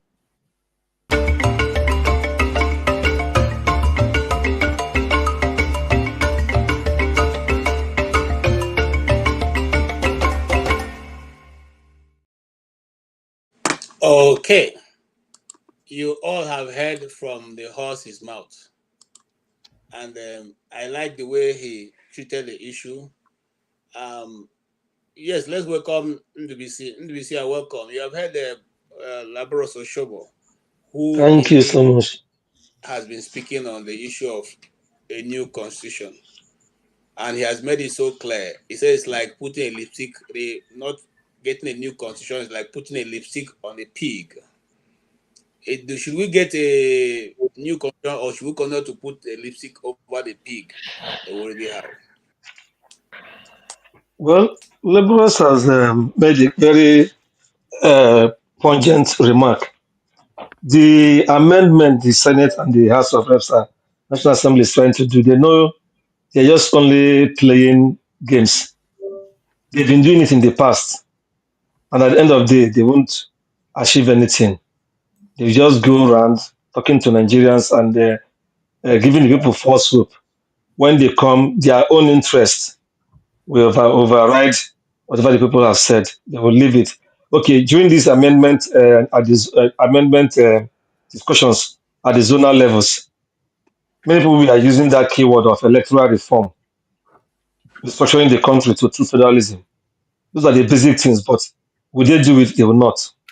So, but what Labros was saying, which is part of what the patriots agreed in this their summit that lasted for I think 2 days, that there's a need to rejig the country completely. There are some fundamental errors that are going on in the country. We cannot play it around. The center is too strong.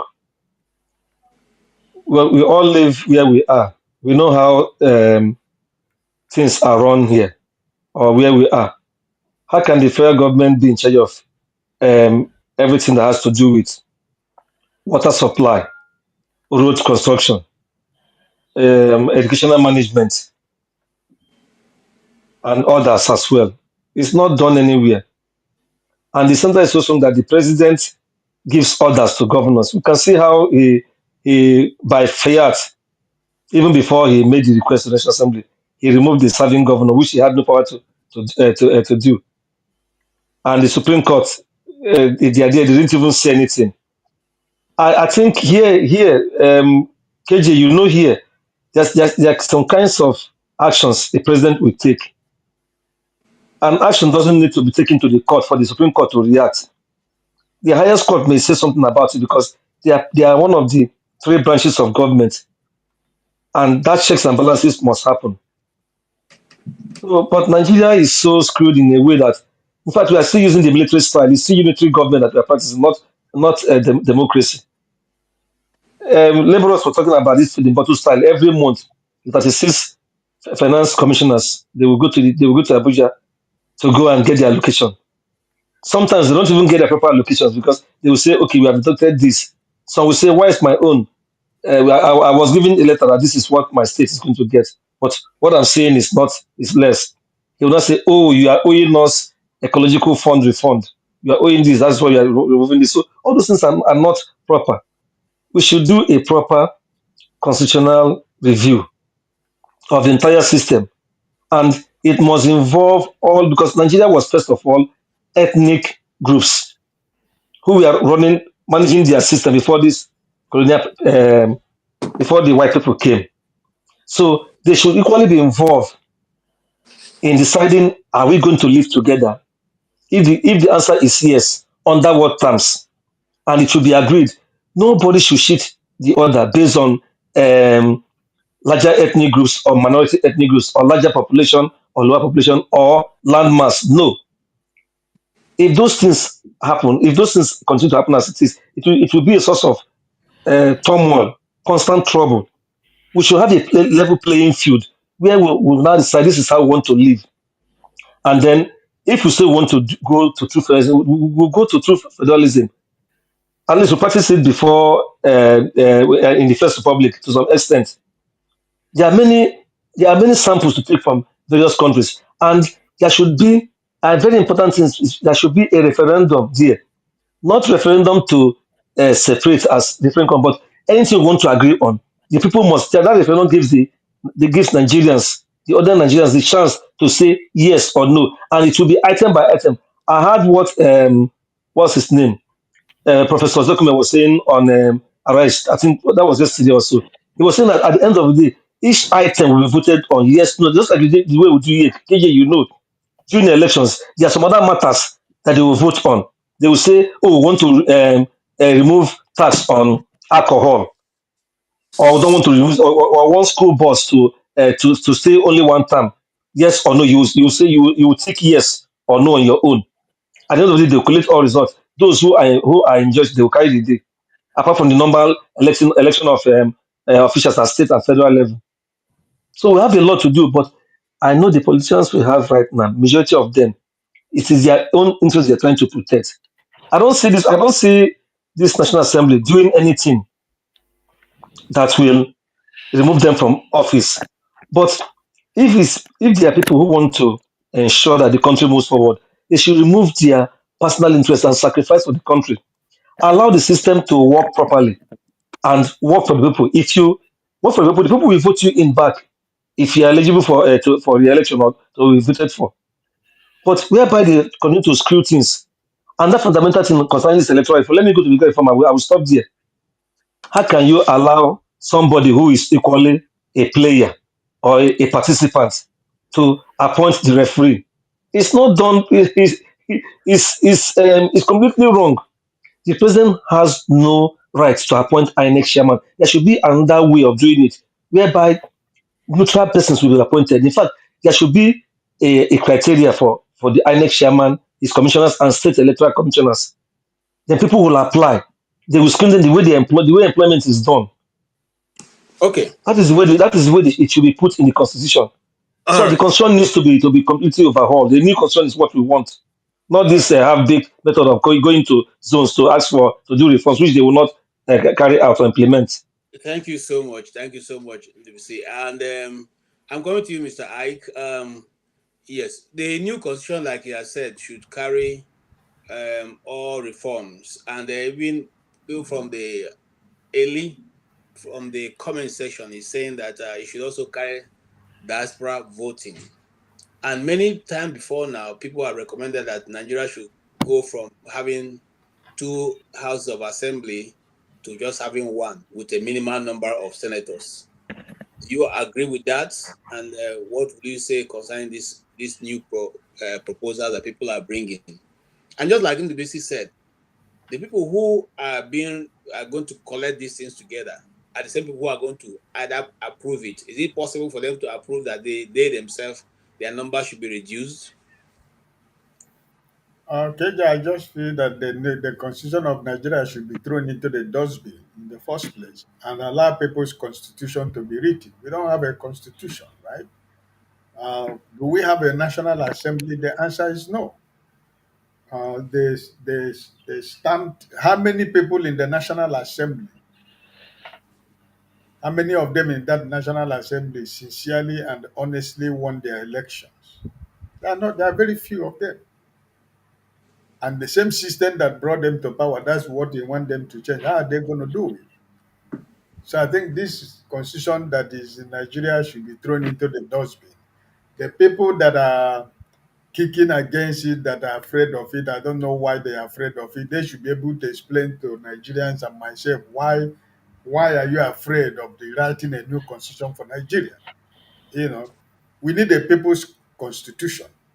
We need like the diaspora voting, and we need a constitution that will allow independent candidates in an election.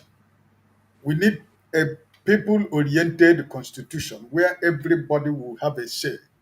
Everybody will have a say to the constitution, so that when it's being operated, nobody will feel cheated.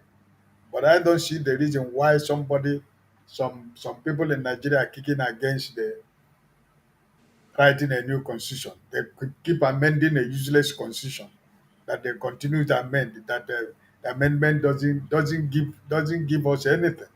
So all these people that like the VC said when they went to their zona meeting, how many people participated in those their zona thing they went? They went for themselves. They are speaking for themselves. Are they speaking for me? How many people in the zone in the southeast, the common man, how many people was inside there to contribute to what they are saying? Nobody. It's them. It's them. So um yeah, it's them. You see, did I have any contribution to what the constitution they're trying to amend? Did any member of my family have any contribution? Did my senior brother have any say to it? And nobody is given an opportunity to say anything about what they want in the constitution. So it's them. So it's funny that the country we find ourselves. So but this diaspora voting is something that is very, very critical and essential that Nigeria, a country like Nigeria by now, is not something that we should be debating. It's something that's supposed to have been operational in Nigeria for so many years. And at this present time, I don't know why the politicians are kicking against it, because they know that they can never win an election and they've never won any election. Any election they have won, they have rigged themselves to power. So Mm. because of this, those things that will bring, free, fair, credible election, they are kicking against it. And also the issue of independent candidate.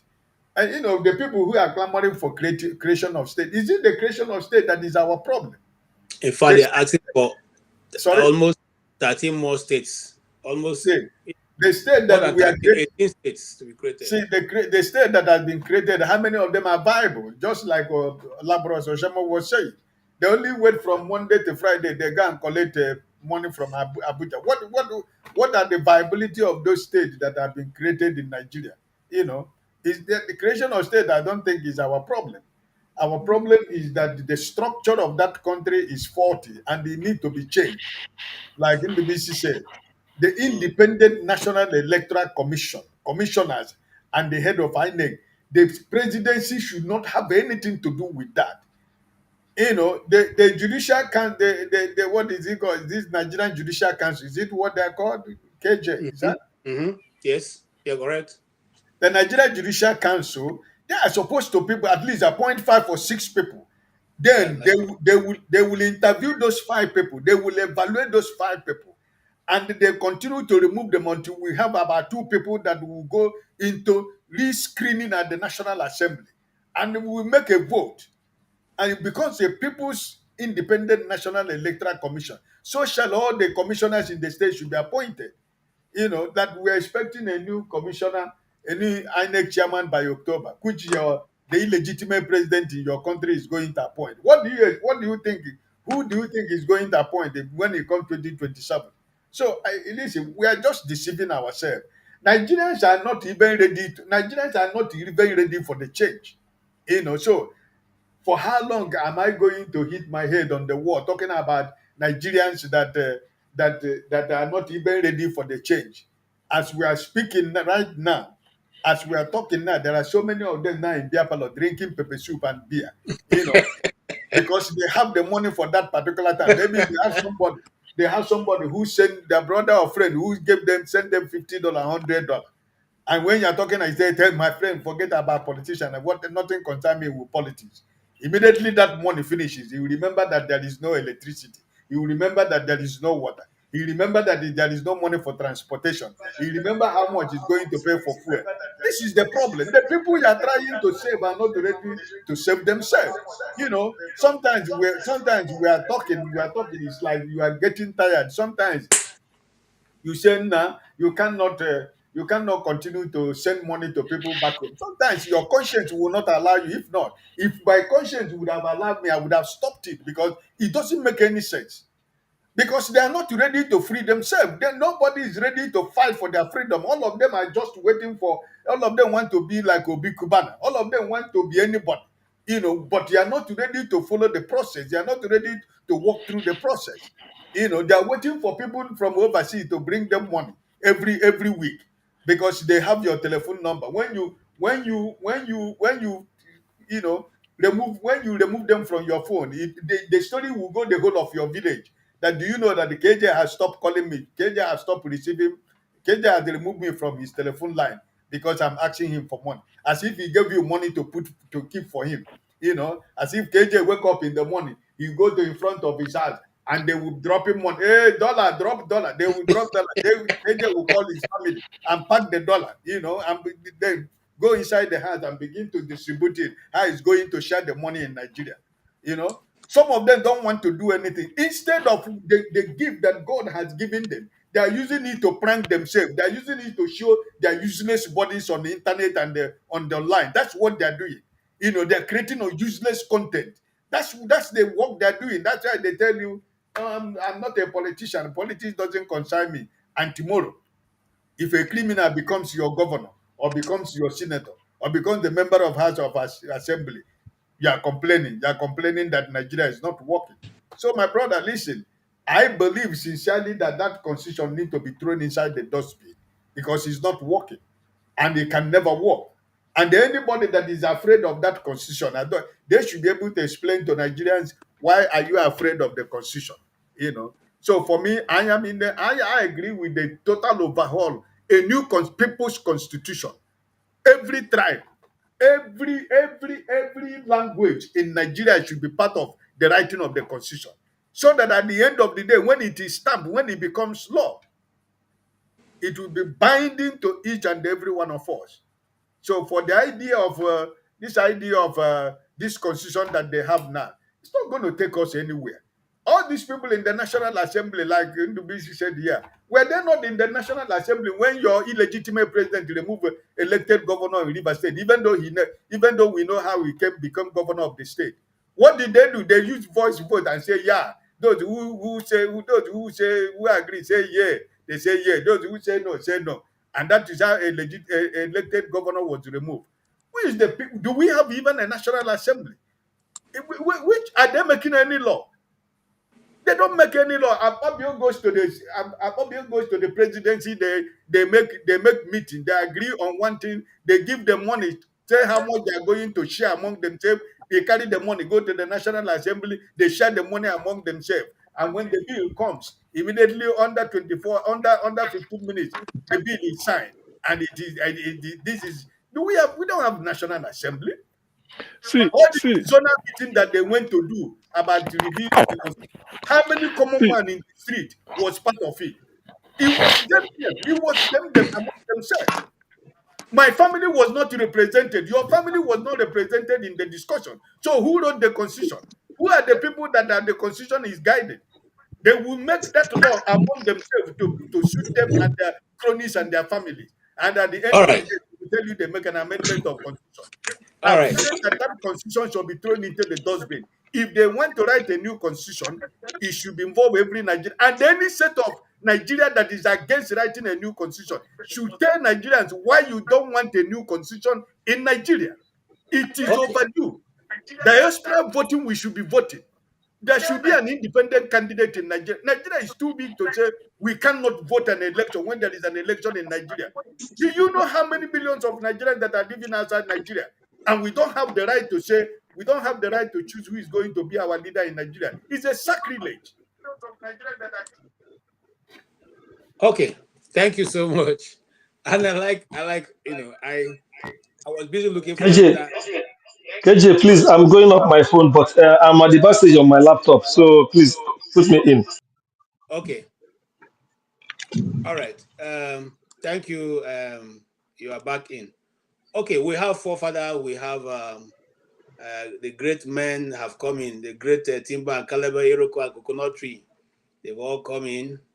We also have consigns. We have Mr. Tony. We have Mr. NDBC. We have CM. We have Chief Ike. Okay, say it's your brother Ike. You are all welcome again. Let us kickstart this thing. The truth remains that one of the arguments that Labros Oshobo was putting forward was that the same constitution for which Aguirre was killed for trying to run a unity government is the same thing that we have been running and fighting now that we don't want to change. And the point I'm trying to ask now is this: since when have the unitary system of government become so perfect and that we have to now hold and clutch onto it without now writing a new constitution? And someone was asking a question in the comment section about what difference the new constitution make. Yes, so I asked Mr. CM that question. What difference will this new constitution make, since you people have been operating it and your country have not got better? And then somebody also said that since America wrote their constitution, they've never changed it before. Is there a reason why America have not changed their constitution? Is that it's not the same kind of constitution that we wrote, that Americans wrote for themselves? Please answer for us that question. You are muted, sir.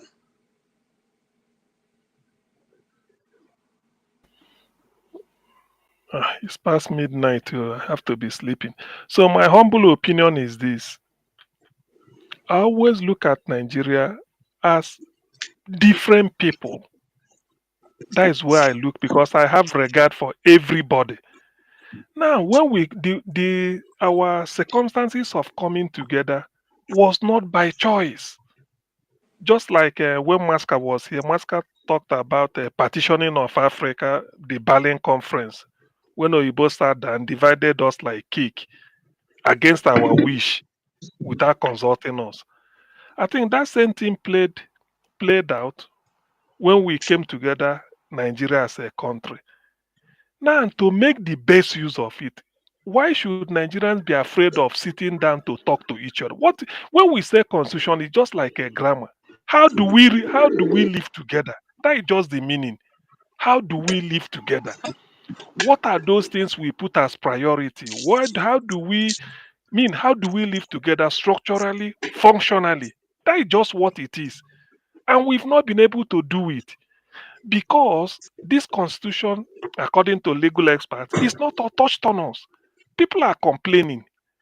Why is it that where we drill the crude oil, they are complaining that there are environmental degradation? That if they are given opportunity of contributing to constitution, they will not say the way they want it. There are so many concerns from different angles. So we just have to come together and say, this is the way we want to live. Everything should be placed on the table. It's for the good of everybody. I don't know why some people always feel that when we come together to do a constitution, it will lead to another. I don't think so. It's like all of us here, we said, okay, how do we go? We go starting from maybe after we agree. This is the round 2 minutes or 3 minutes. That is just the constitution. But if you did not involve me, or maybe you now start to tell me you do 5 minutes, I will say, why? They said, no, it is, I have to say, or two of us decided. In Nigeria is a very diverse country, very diverse in terms of opportunity, in terms of resources, in terms of the human being, in terms of its history. So the best way to come to round table is let us decide, let us talk about what. I don't think, because some people always feel that when we come together, then that will be the to your turn to Israel. I don't think so. People are willing to say, Ogonima will say, this is what I want. Let us do like this. TV man may say, no, I would have loved this type of thing. Everybody will bring. Then we agree on a common way on how to move. And let me tell you, the moment everybody has got that buy-in, give Nigeria 5 years. Give Nigeria maximum 5 years. Because people will now know that, yes, even that no constitution is perfect, I agree, you amend. But before you amend, you have to make it. People always refer to American constitution, but the Americans gathered. Different area of America had representative. They gathered in Philadelphia, made a constitution. From there, they started amending. In our own case, who represented the Soko people there? Why I believe what Ozdekome said when I listened to him was, Ozdekome said there should be NRC, National Referendum Commission.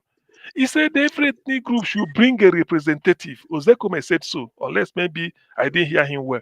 He said this is how you have, because what you want is, you don't want to lose anybody. You want what they call inclusivity. That's why United Nations will tell you, no matter there are countries that are 1.4 billion, some are 100 million, some are not up to maybe 10 million. Yet you have one representative at the UN. Why? Why? That is inclusivity. You have to include anybody. You have to make it look like that.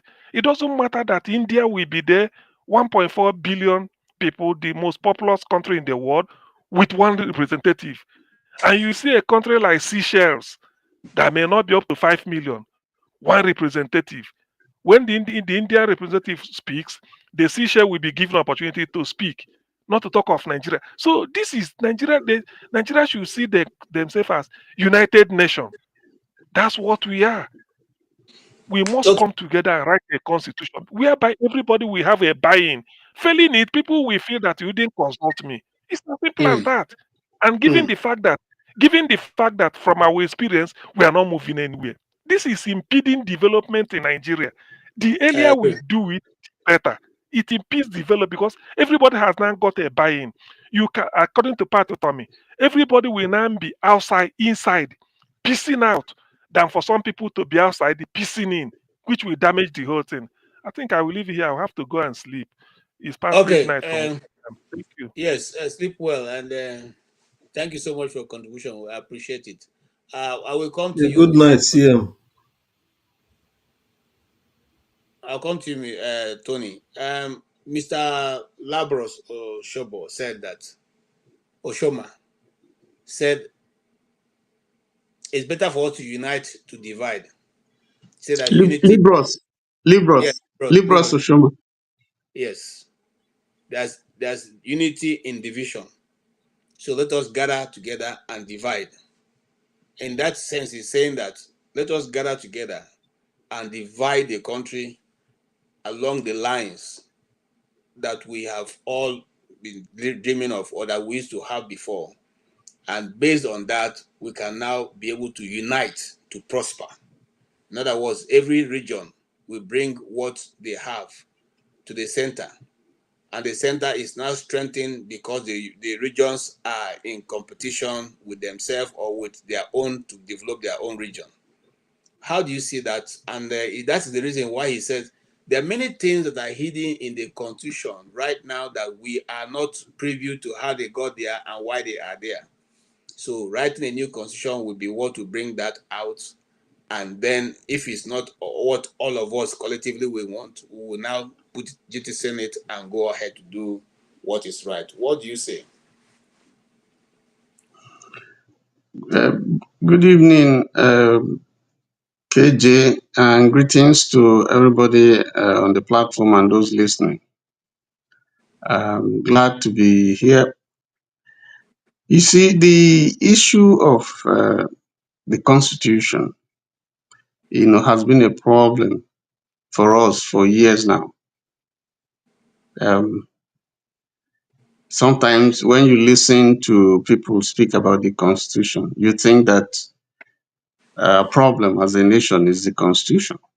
But Nigeria is suffering from myriads of problems, which is not just which you can't just place on the Constitution. We have a country that doesn't have a written Constitution.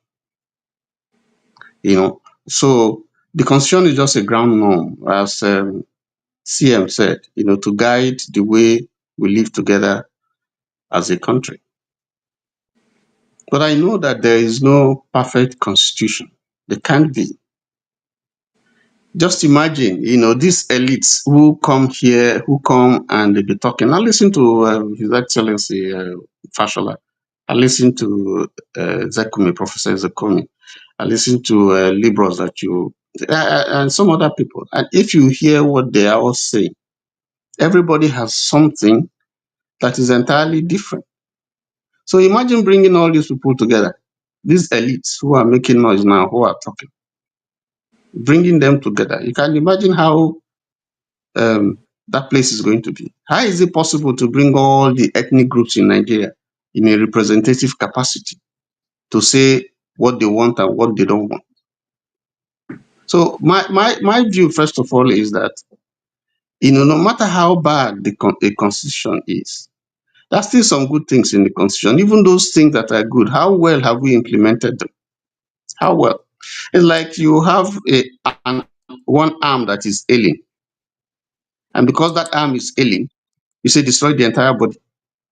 I don't believe that. Yes, I agree that there are some contradictions. There are certain things that shouldn't have been included in the constitution. Yes, I agree that some of those who sat and gave us that constitution is not representative. I agree. But I think that at this stage, if you are going to be talking about, justicing throwing away the baby with the bathwater and starting a new constitution, that's a long, those are not the issues that are critical for us now, the way we are at the stage in which we are. There are issues, yes. For instance, if you are talking about true federation, and you want the federal government, the subnationals to be autonomous, and you say you are modeling it in the way of the United States, which is not true because that's not what we're doing. We're taking one or two things and then we're picking things somewhere else, to add to our system. But if you want a true federation, for instance, the state government is in control of land. I mean, you can't acquire land in Nigeria. I mean, the state is land is vested in the state. So the local government wants land to build hospital, medical, primary health centers. He can't do that. He doesn't have authority. He has to go to the state to ask for land. So where's the autonomy there? Now, the local government doesn't have police. So how can it be autonomous? It still looks upon the state. The local government wants to hold election. It's the state that does that. So there are so many contradictions. If you want, there are so many that you have to change, But you can do this bit by bit. Even in the United States here, they haven't yet seen their constitution. It's not perfect, but they have had series of amendments.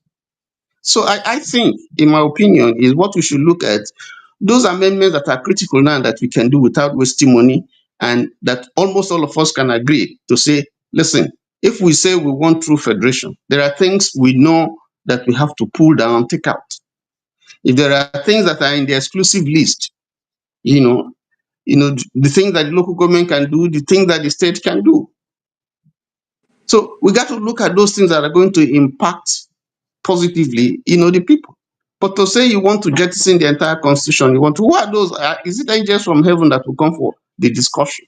It's the same human beings. It's the same elite. You can never ever have a farmer in the village come in there to come and discuss. It's not possible. The system doesn't allow that kind of a thing. So at the end of the day, no matter what you come up with, we had the constitutional we have so many constitutional conferences. We have had peace commission model after South Africa, and then everything that they discussed, what the rank there, everything that we discussed, what happened. We have reforms in the civil service. It's still there. Orosaya report. We have so many reports, all of them begging for implementation. We just talk. Money is wasted, and all these things are thrown overboard. And it's business for these people who are going now. It's business for them because they're going to pay them for it. The nation is wasting money. At the end of wasting time, at the end of the day, I can guarantee you, the exercise will come to naught.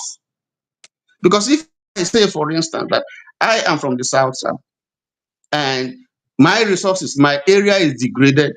There's environmental degradation, pollution, and so on. I can't farm, I can't drink water, I can't do all that. Therefore, I make certain demands from the federal government. Some other person will say no. If the VAT, substantial VAT that is coming from my area, and then you say, let us share it equally. There are people who will say no. You take so much from what you generate. So there are issues, that are right, and with the state of the nation right now that we have, there's tension, there's mutual suspicion, and so on.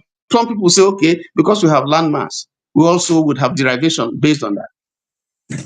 All kinds of nonsense. So everybody, if you want that kind of thing, everybody is going to come with a position. The East is going to come and say, listen, we have 5 states. Some people have 6. We want a state, which is a genuine request. But if it's that easy, why is that state not created? Why? So these are all issues. I think that this is just a waste of time. I tell you, this is just a waste of time because it's not going to end. It's a waste of money, waste of time, because we know the things to do. So let me stop there. Thank you so much, Tony. Well, I don't know if you're a lawyer, but I have taken my time to read the Constitution. If you read the Constitution, you wonder some of the things that are in there, why they are there. And some of these things have become a sore point that certain parts of the country don't want it to be taken off. There is nothing that is written on stone, not even marriage, that is more personal. So if it gets to a point where you need to negotiate, you renegotiate it. And I believe that's the same thing with the Nigerian Constitution. Now, as for the American Constitution, when I had a bite at it, I see it as almost near perfection, because there was a room made so that it can continuously undergo certain amendments, but before it was set out, it was written with intention of a good heart. When I mean good heart, it was written with thinking about the Federation of America and making sure that every state or every part of the country is represented equally. And that's why whether you are in California, state of California, that's almost bigger than any other one, or you're from Delaware, which is a little bit smaller, you have the same opportunity. You have the same opportunity to practice or to do whatever you need to do. That's what we're asking for here. Let every side of Nigeria be given equal opportunity. But that's my own opinion. And I want to come to Mr. Consigns, because I have a consign, so I'm going to Mr. Consign. Mr. Consign, what do you see and how do you think that this constitutional issue can be moved forward without too much rancor? Good evening, everyone. Mr. KJ. Yes, sir. The chief moderator today. I bless you, sir. God bless you. Bless you too. You see, and it's not about constitution or no constitution. The constitution we have, are we implementing it very well? That's the problem. I look at Nigeria as a criminal country. It's a rogue country. What Tony says, I concur with Tony many things he said here. Really, honestly speaking, and that's what I have in mind. Who is coming to make this constitution? The same armed robbers in the National Assembly, or the same armed robbers in all the whole places? The same people, the millionaires and the billionaires, that's the people coming to make this constitution. When the time they made the former constitution, some of them went there, but you and all of them, they went there, they bribed them. They couldn't even do anything. This constitution we are going to make now, the time the people, Obasanjo allowed these Sharia people to have some Sharia this thing in the north. What was it? How did that come up?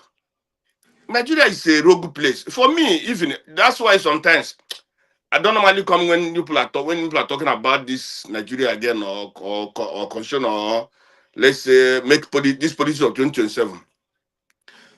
The politics we are going to in Nigeria constitution, there is this issue of what do they call it? Giving everybody every state or every equal opportunity. It's not true. Are they implementing it? Buhari came in. He started bringing some people. But this one came in, that time we start calling Nigeria a Fulani country. Tinubu come in now. They start talking it's a Yoruba country. So how do you, for me, if Nigeria want to move forward, one, the people should come out and say whether we want to be together or not. That is the first important thing. Let everybody come out and say, bring all the whole these tribes together. Let us vote if we are going to be together or not. Because we hear that the foundation of the Nigeria was not good. It's not good. The foundation is not good. Now we hear also that it's more than 100 years that people can go if they want. So first of all, let us first tackle that one first. After tackling that, then we'll talk about the killing, which is the most important thing now. People are being fired in Nigeria every day, and people have the guts to come and talk about how to make election. Which election? And people are fired every day. People don't know that many people are being killed every day. Which society that people are being killed every day? I'm talking about all this election, this nonsense. The Tinubu is taking about 100 billion or what every month or every month. And people like Nigeria is a country that it's not meant to stay. It's not meant to be. Because if Nigeria is meant to be, how can a president be withdrawing such a money? Up till now, APC have not refuted that allegation. How will the country move forward? Even you change that constitution 100 times, you change that constitution 100 times, with the tribal and the wickedness in Nigeria, the hatred in Nigeria, any president can come and destroy everything, and you still go back to the square one. So for me, liberal Soshona, I heard the other man from Benin also, the lawyer also. All they are saying is good, but who is going to do that? Even if you go there tomorrow to make that constitution, the people from the far north will never allow anything to be started there. That's what they want. Is what will go there. Even if those things they don't want goes there, they will still destroy it. and they will be coup. They'll do everything so that those cannot be implemented. That's the problem. So for me, I think the best thing for Nigeria to do is this. Let the people, if it is me, I will say let the people be on strike. Let anybody not move for a week. Let the president ask the military to go into the bush and fish out all these people that are killing people in Nigeria. Nigeria, see where they are flowing, where the blood is flowing anyhow. There's nothing that will come. There's nothing good that will come out of that place. Anywhere their blood is flowing everywhere. Jesus Christ, the Lord talk about blood. This blood is very, very precious. You can't be buying people every day, and you want something good to come out from that place. That is one. Even in a family, that every day one person, every day people are being eyed unjustly in that place. That family can never move forward. Any place there's injustice, that place can never move forward. All Any right. place that there's too much hatred and this, that place cannot move forward. So, like I said earlier, if the country want to make this constitution, first of all, let's ask everybody: do you want to be in this one Nigeria? Everybody say referendum. Everybody say yes. Then from there we have the constitution. After having the constitution, then we know that we can move forward, because nobody can come and say again, "No, I didn't vote for that. No, I didn't vote for this." But the constitution they are going to make today, who is going to make them? Is it me and you? Is it the forefathers that in London that will go for this constitution? Is it Dr. Tony? Is it in the BC? Is it Mr. Ike? It is some rogue legislators, most of those rogue people who are in Nigeria, those criminals. It's the same people that are going for this constitution that are going to make it. Is it not them? Like who said? Is it the farmers that are coming to make this? No, it is some people who are the when you if you give them money, they make. If they say no, if they say don't collect money, you threaten them. Then they'll go there. Everything will become we start afresh again. So that is All my right. this. Thank you so much. Who will be the who will do the constitution? I just wanted to point out something, and I thank Oga. Is it Oga? Oh, yeah. No, Oga. Yes. I was looking for it when I saw it. Since America existed for 236 years, and they had only 27 amendments. That's what I mean by the constitution, when it was written with good intent and purest of heart. So it has been living the test of the time. Now, when our own constitution was written, it was not written with that intent. It was written with malicious intent. That's my own personal belief, because there are so many contradictions in the constitution that is unbelievable that a group of people who went to school can put that together. But what makes it a bit difficult also to operate as a constitution is that it doesn't even give you any room to negotiate your existence in the contraption. Let us face the fact, before I come to forefather, Nigeria had not been in existence before 1914. There was nothing like Nigeria. But there was a geographical location of that area with different kingdoms and communities. For the Benin Kingdom, the Oyo Empire, the Hausa states, the Banza Bokoi states, and all those kingdoms, the Jukun Kingdom, and all the kingdoms were all operating seamlessly, before they were forced together. That forced together have some Nigerians in Cameroon and some Cameroonians in Nigeria, have some Chadians in Nigeria, or some Nigerians in Chad, have some Nigerians in Niger State, in Niger, and so have some in Nigeria, have some Yorubas in Benin, and then all the rest is history. My question to forefather is: does he believe that we can continue with that constitution, patching it, and if eventually we decide to have a constitutional, yes, let me refrain. One of the fears that people have about amendment, why they don't want amendments to be done, because whatever the people recommend is subject to the approval of the National Assembly.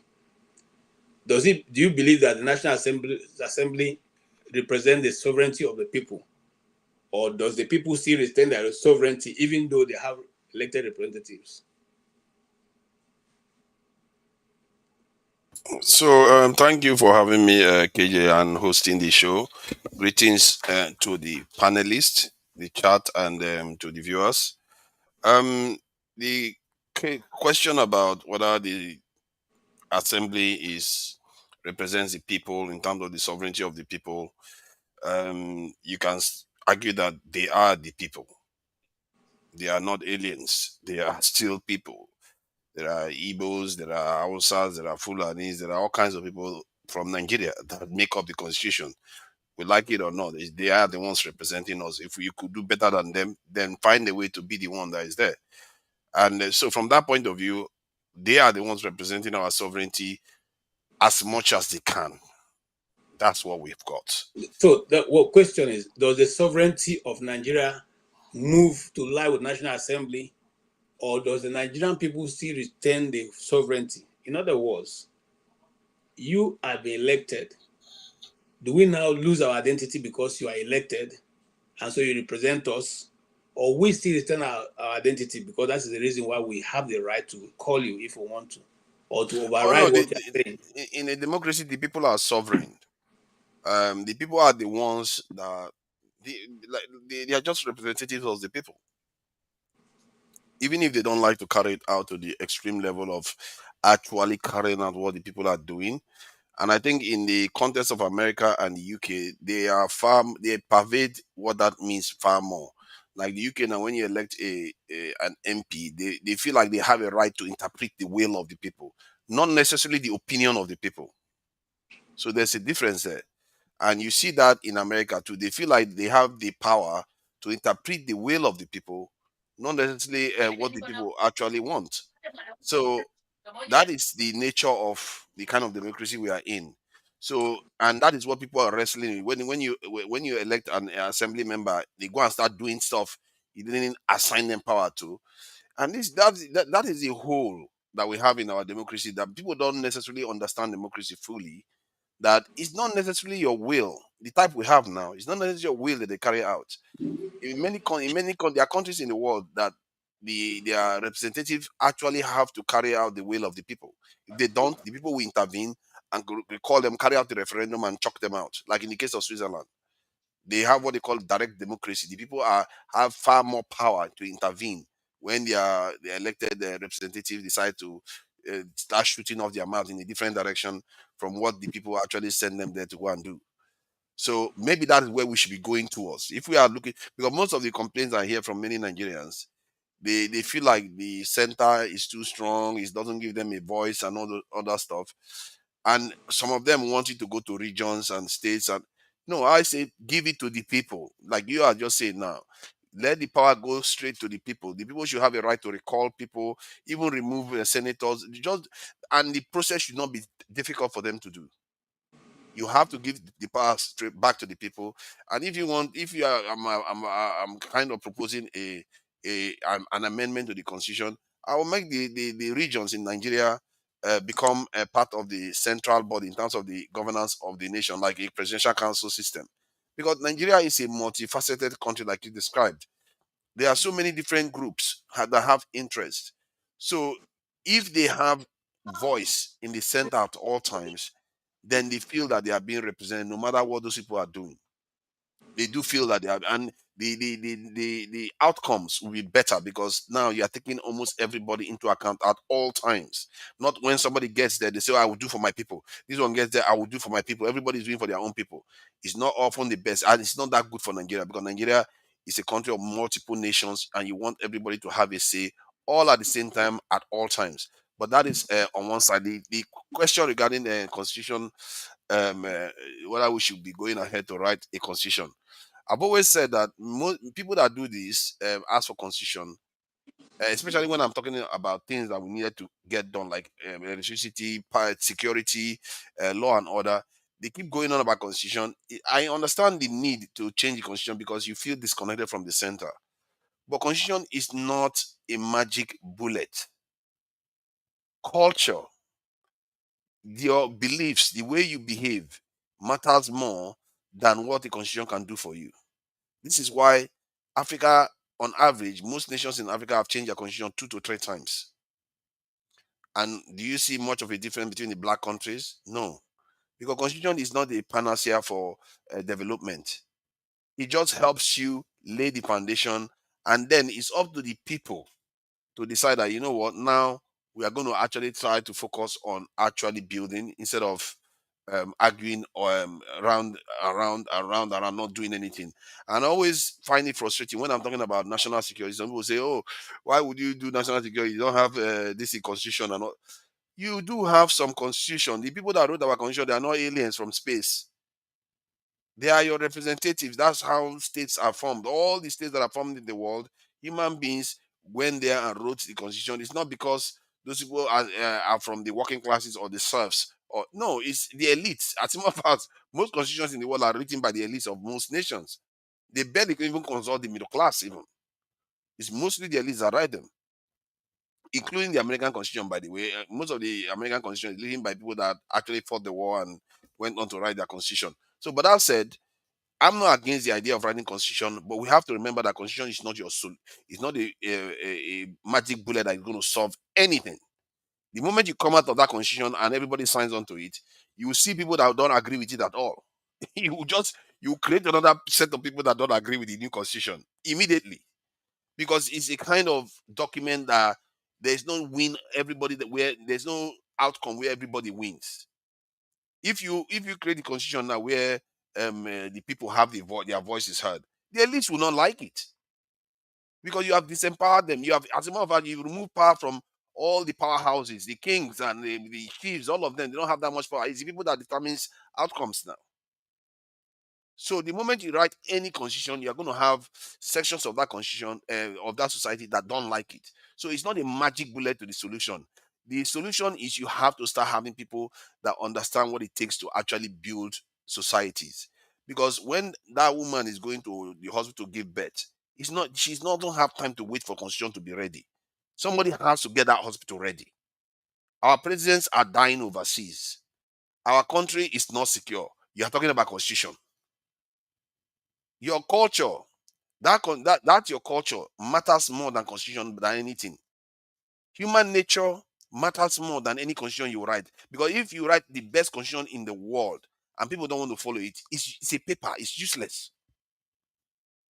What is the use of a constitution when people don't want to follow it? Delinquent people that don't care about the rule of law. Everybody is looking to get one over the other. One tribe wants to get the other one over the other. No, until we stop this attitude. And for us to stop it, there has to be a level of sacrifice. And a lot of Nigerians will have to make a lot of heavy sacrifices. And sometimes the sacrifices is going to come willingly from us, or it's going to be imposed on us. And that is the only way nations change. I think somebody was saying that the new constitution will be written with blood and tears and all the rest of it. Maybe it will be, but maybe not. Maybe it wouldn't be us that initiated. Maybe it will be outsider that will decide that, you know what, these people, they don't even know what they are doing. Let's teach them a lesson. Let's see whether we can clear them out. When they try to clear us out, we're lucky, we survive it. Maybe our eyes will clear then. You are not going to be waiting to write the constitution. You're not going to be, you will do the right thing then immediately. You're not going to wait for paper. Because when this world was created, they didn't write a paper, say, oh, this is how you are going to navigate the forest. And no, you have to use your common sense. We as a people have to realize that we have to build a country, not be waiting for a paper before you build your country. We don't have the paper. The country is not getting worse. Why is it not standing still? When we didn't have constitution, why did the nation not wait for us? It keeps getting worse. The constitution is not the reason why. It's because you're not acting to fix the problems of the country. Since when does the constitution say that you should not recruit people into the military and protect recruit more police officers? Was it not Nigerians that stopped Buhari's regime from recruiting police officers for 8 straight years? They recruited only 10,000 for 8 years. They probably retired more during that period. And the country was experiencing insecurity during that period. Culture. The laws are there, but human beings and their stupid culture. Forefather, you said Nigerians stopped Buhari from recruiting police people.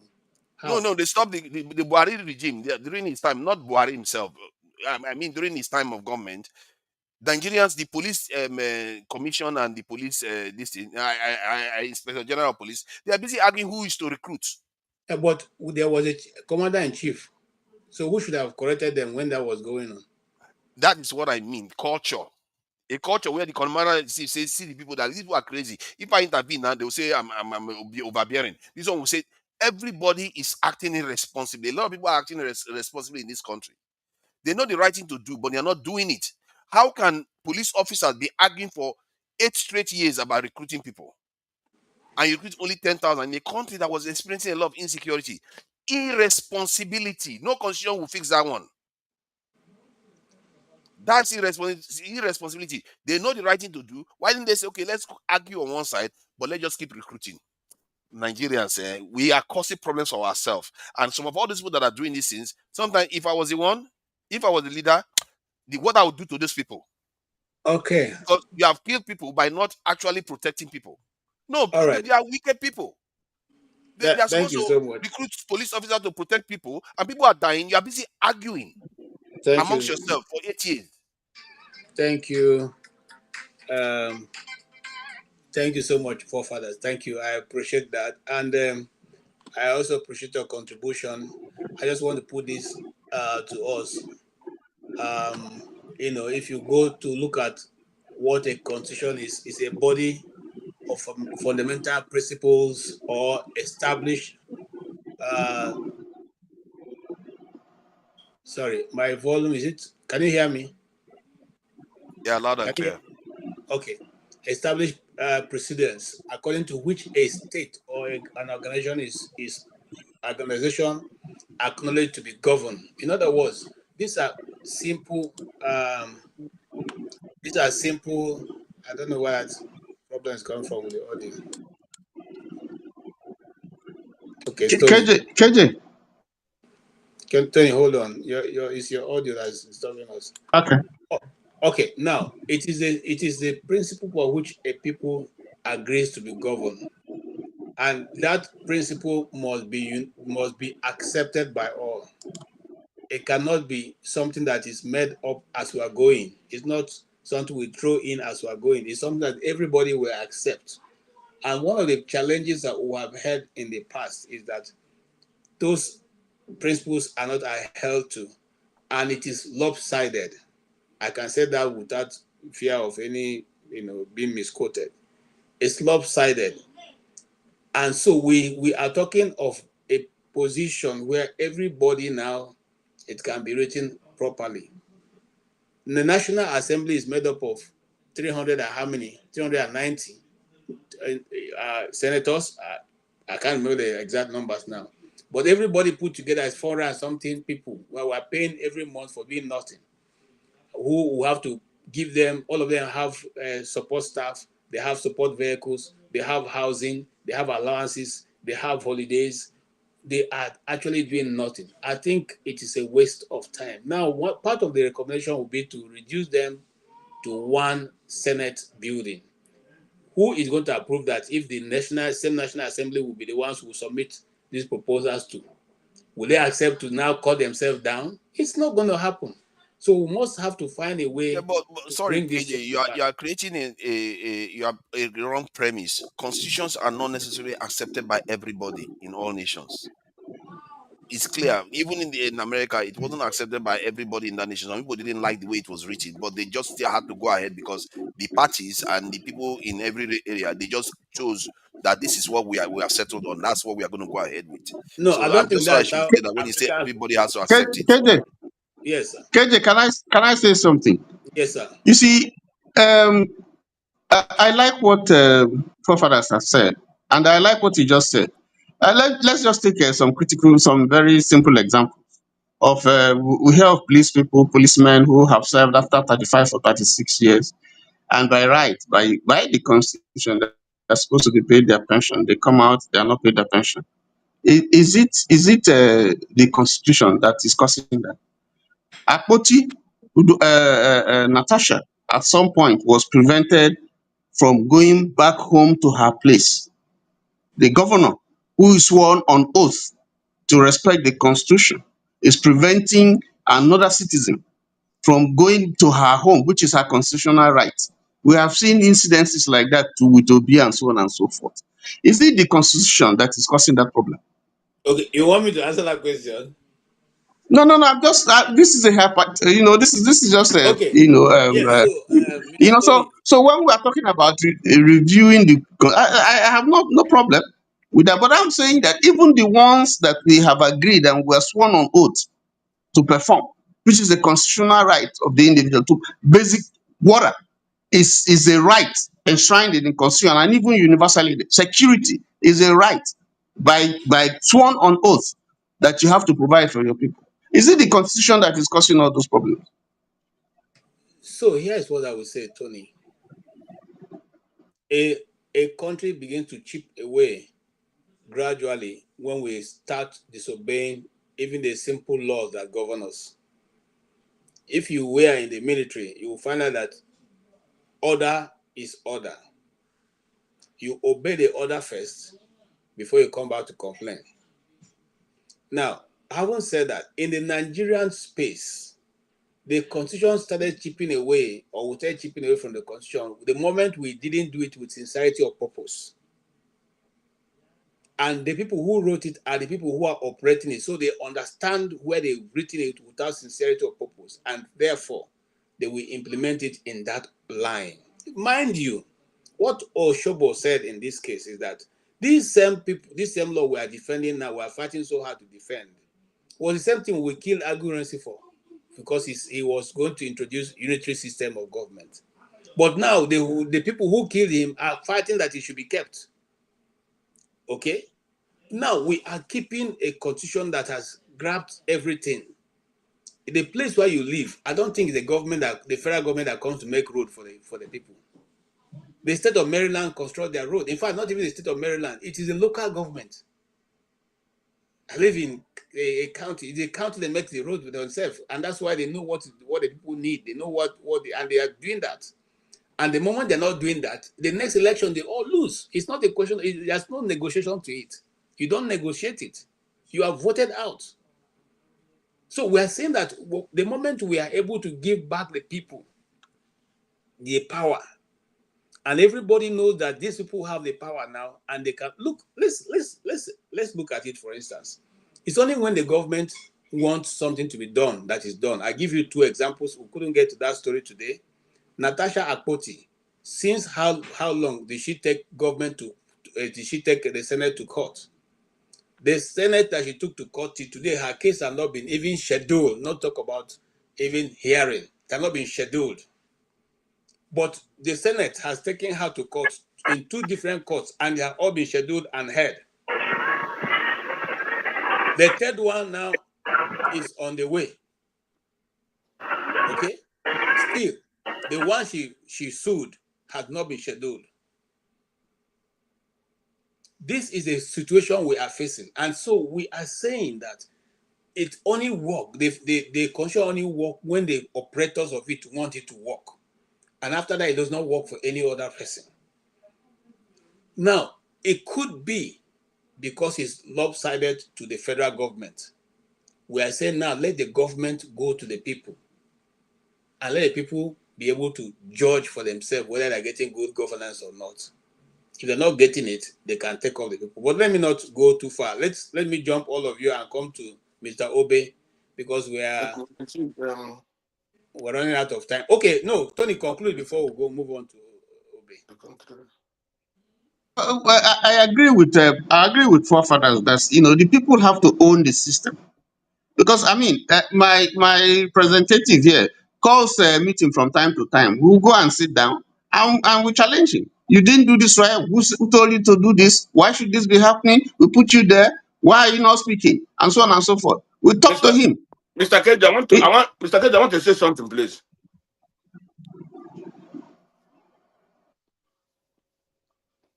Tony, have you finished? You are muted. the people have to own the system.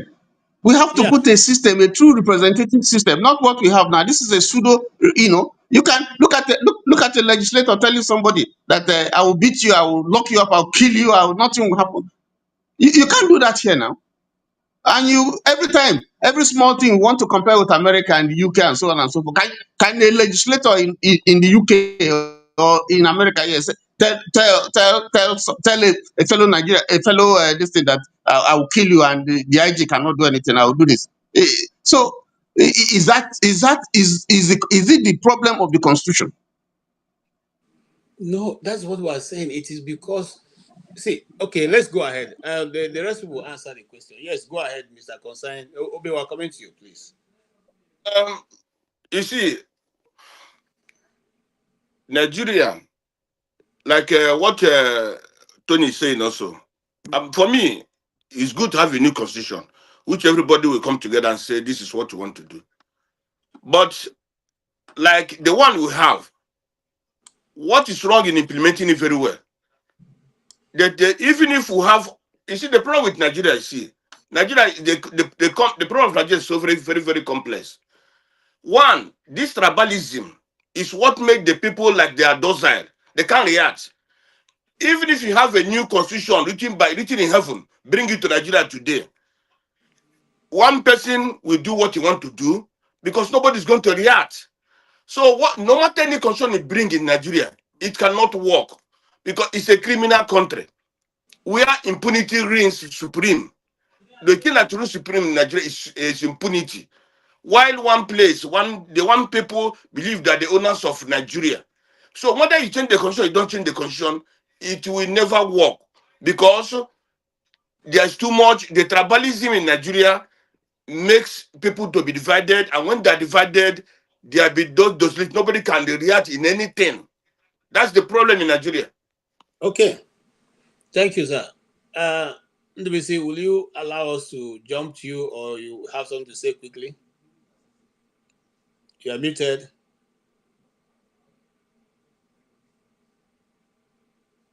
I said, put me on the backstage. I will come back soon. All right, Mr. Obi, you're welcome.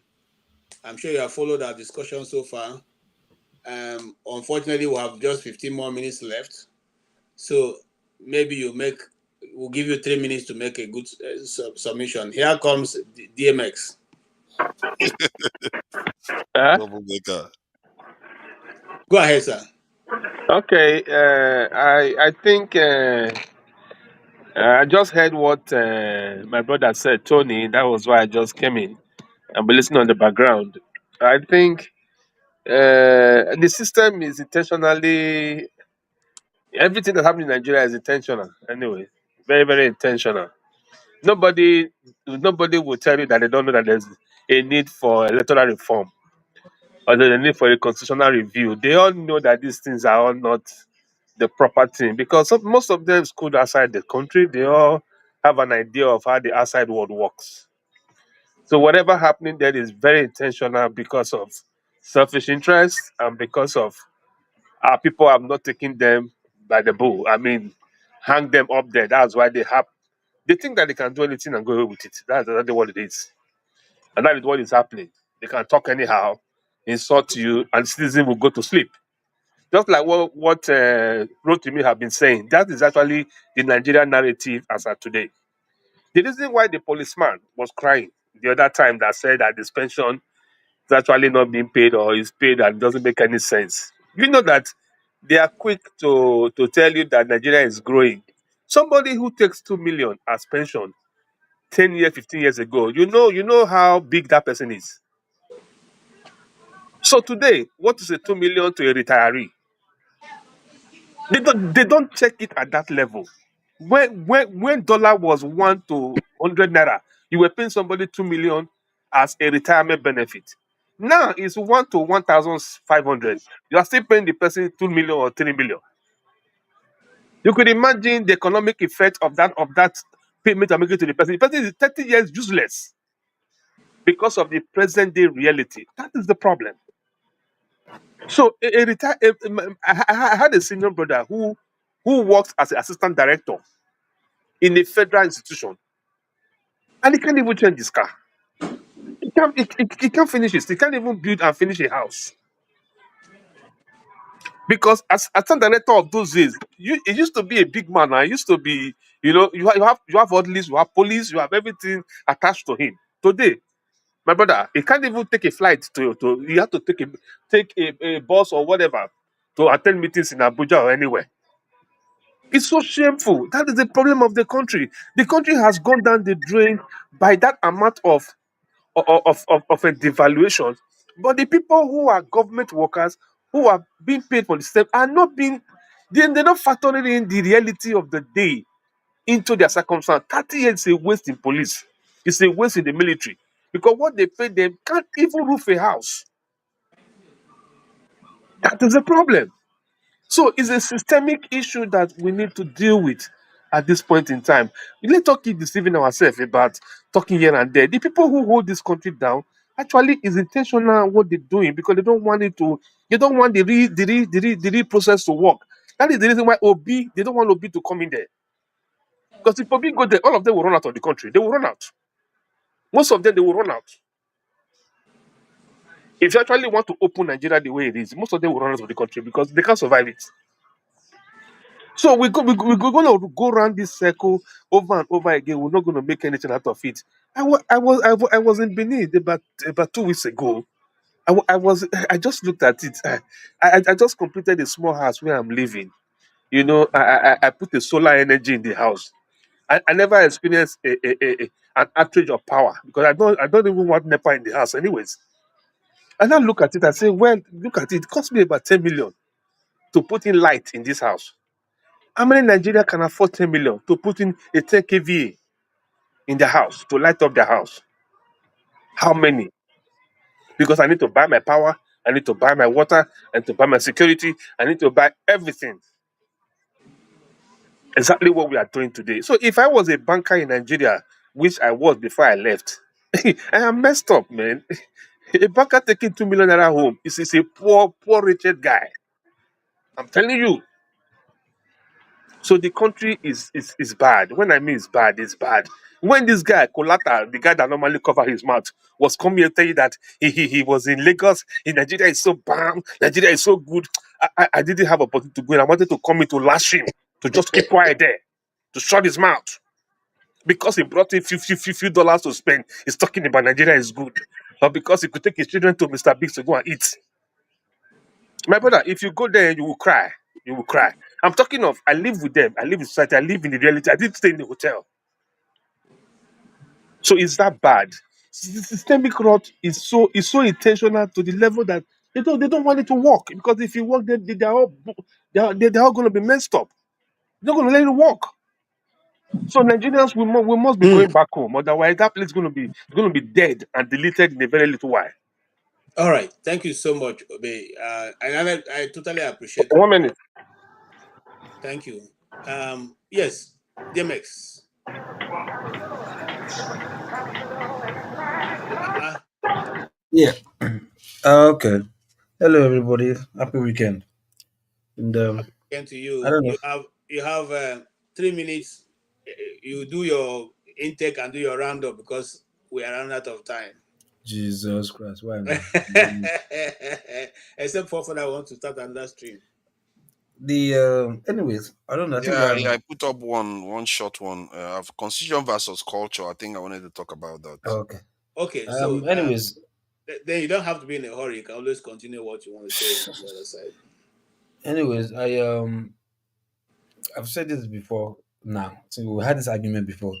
Like, look, Nigerian constitution has never been Nigerian's problem. Never. I mean, the UK they have unwritten constitution, yet they still obey what was unwritten. They do repeal, they do amend, they do review. Nobody has at least nobody will tell me the constitution that they were using when their country was created is 100% the same that they're using right now. No. You understand? But they didn't say no because we want to change it. Let's scatter everything and rebuild. No, no, no, no, no.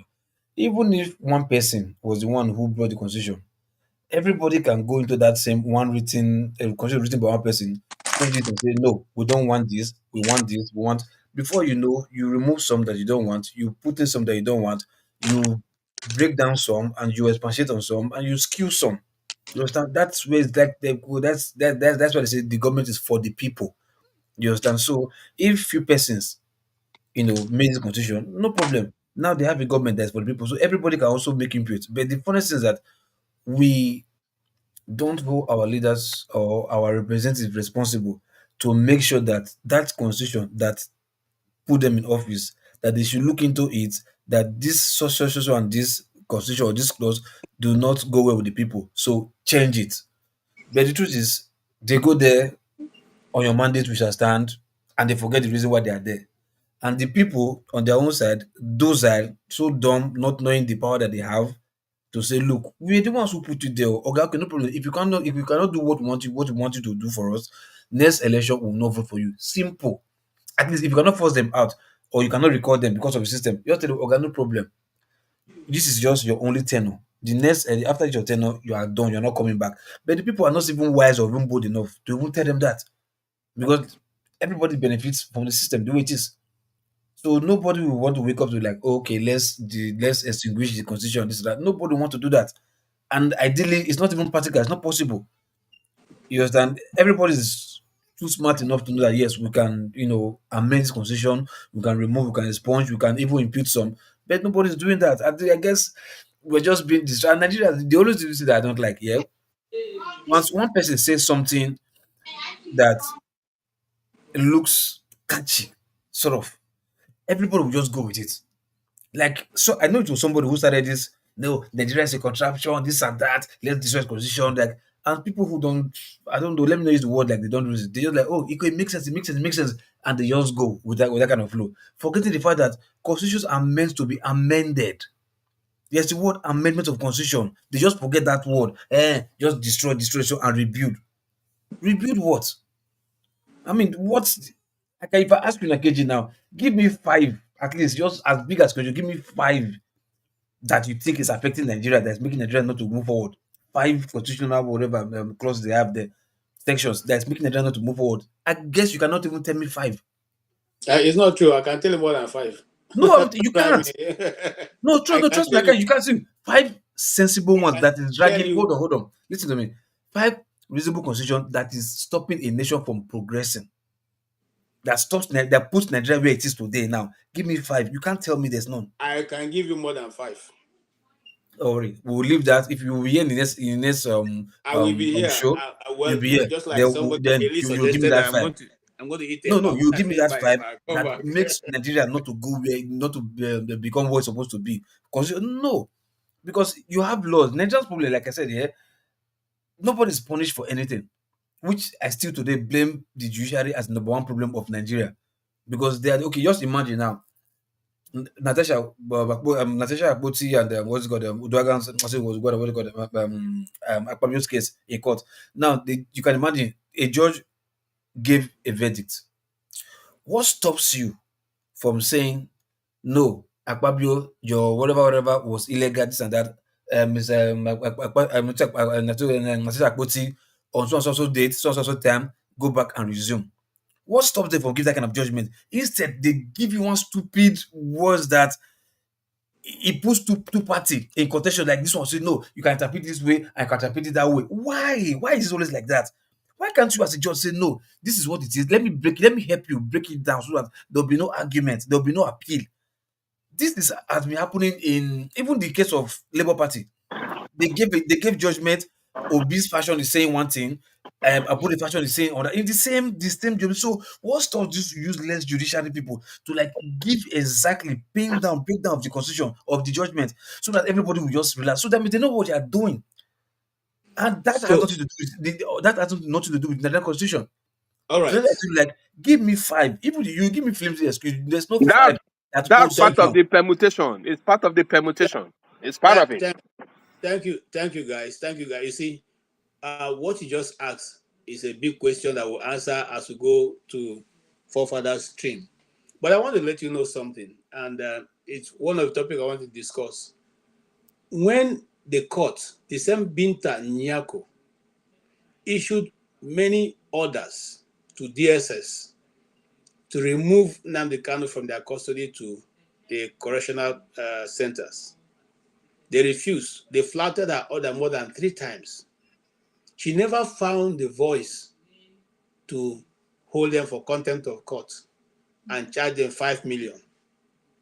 But all of a sudden, she found her voice. Natasha committed contempt, and so she should be fined 5 million.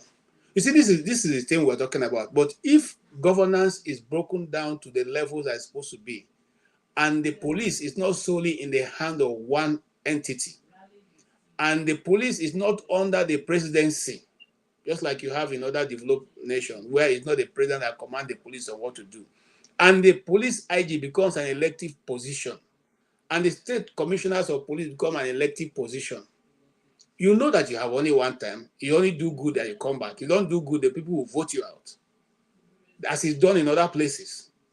When you are a sheriff in other places, it's not a permanent position. If you don't do well, you are leaving. The same thing with the judges in those counties. After every 2 years, 2 years or 4 years, you go back and the people will vote whether to leave you there or to take you out. So it's not one judicial commission that is giving them appointment and then bringing them to come and mess up the system. You just issued that you were not even patient to say what you did is I warn you. You issued 5 million. You should pay 5 million. Use some judge. Every time you had a case, the DSS come to your court. You didn't walk out. You didn't ask them why they flouted your order. You didn't ask them to pay fine. But you were able to find how you decide, no, now you know how to hold somebody for contempt. See, this is what I'm talking about. The system has been bastardized and messed up. And they know that nobody can do anything about it because nobody can hold them accountable virtue of the fact that you didn't give them appointment. But if we gave them appointment, then we'll hold them to a standard that we believe that's the standard we want the nation to run. And I'm sorry to say that, guys, I have spent my 3 hours. Please, all of us, let's move over to Forefathers, this thing, where we'll now continue on this debate. I want to thank every one of you who have come. Forefather, thank you for joining in. Sorry, KJ, before you close. Okay, let me give 1 minute because you haven't said anything so far. No, your Supreme Court governor of Imo State, you see the blunder he made today? Yes, I saw the video. I've not watched it. You saw the blunder. That is, this is nemesis. He's going to catch up with all of them one after the other. I've told you, these people, their time is very close, right? That we are talking about the constitution.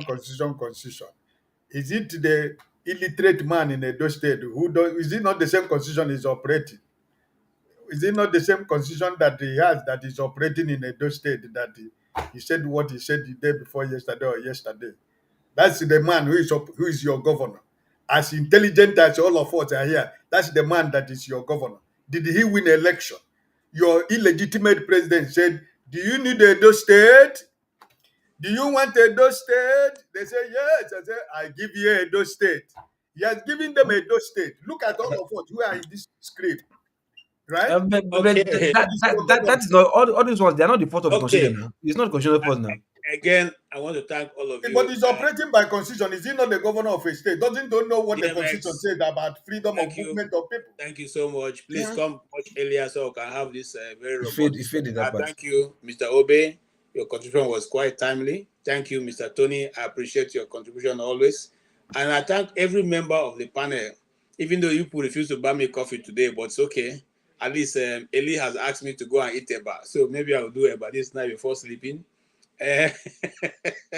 Thank you so much. We appreciate you always being here for us on behalf of Dr. Damages and all the members of the the team who have helped to put this thing together.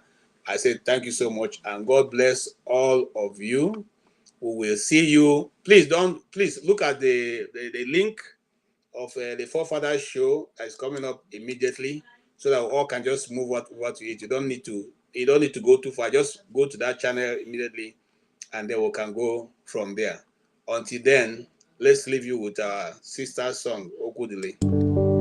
Okudilio, nyekelanio, olisamalugo mkoyene menenua. Okudilio, nyekelanio, chukuna malugo yobia diocha. Agaranya chogo kowe bili, agaranya chogo kowe rienio. Ogbe Chuku bezie Chuku Nuche Chuku abusigi fege meo Nuche Chuku abusi ai fege meo Nifo solo ne asi alibazie Ogbe bebe agaranya muliba Ogbe wuru agaranya bibe solia Mano agaranya wa Ogbe afiozi enipa kwa Agaranya chogo kowe bili Agaranya chogo kowe rienyo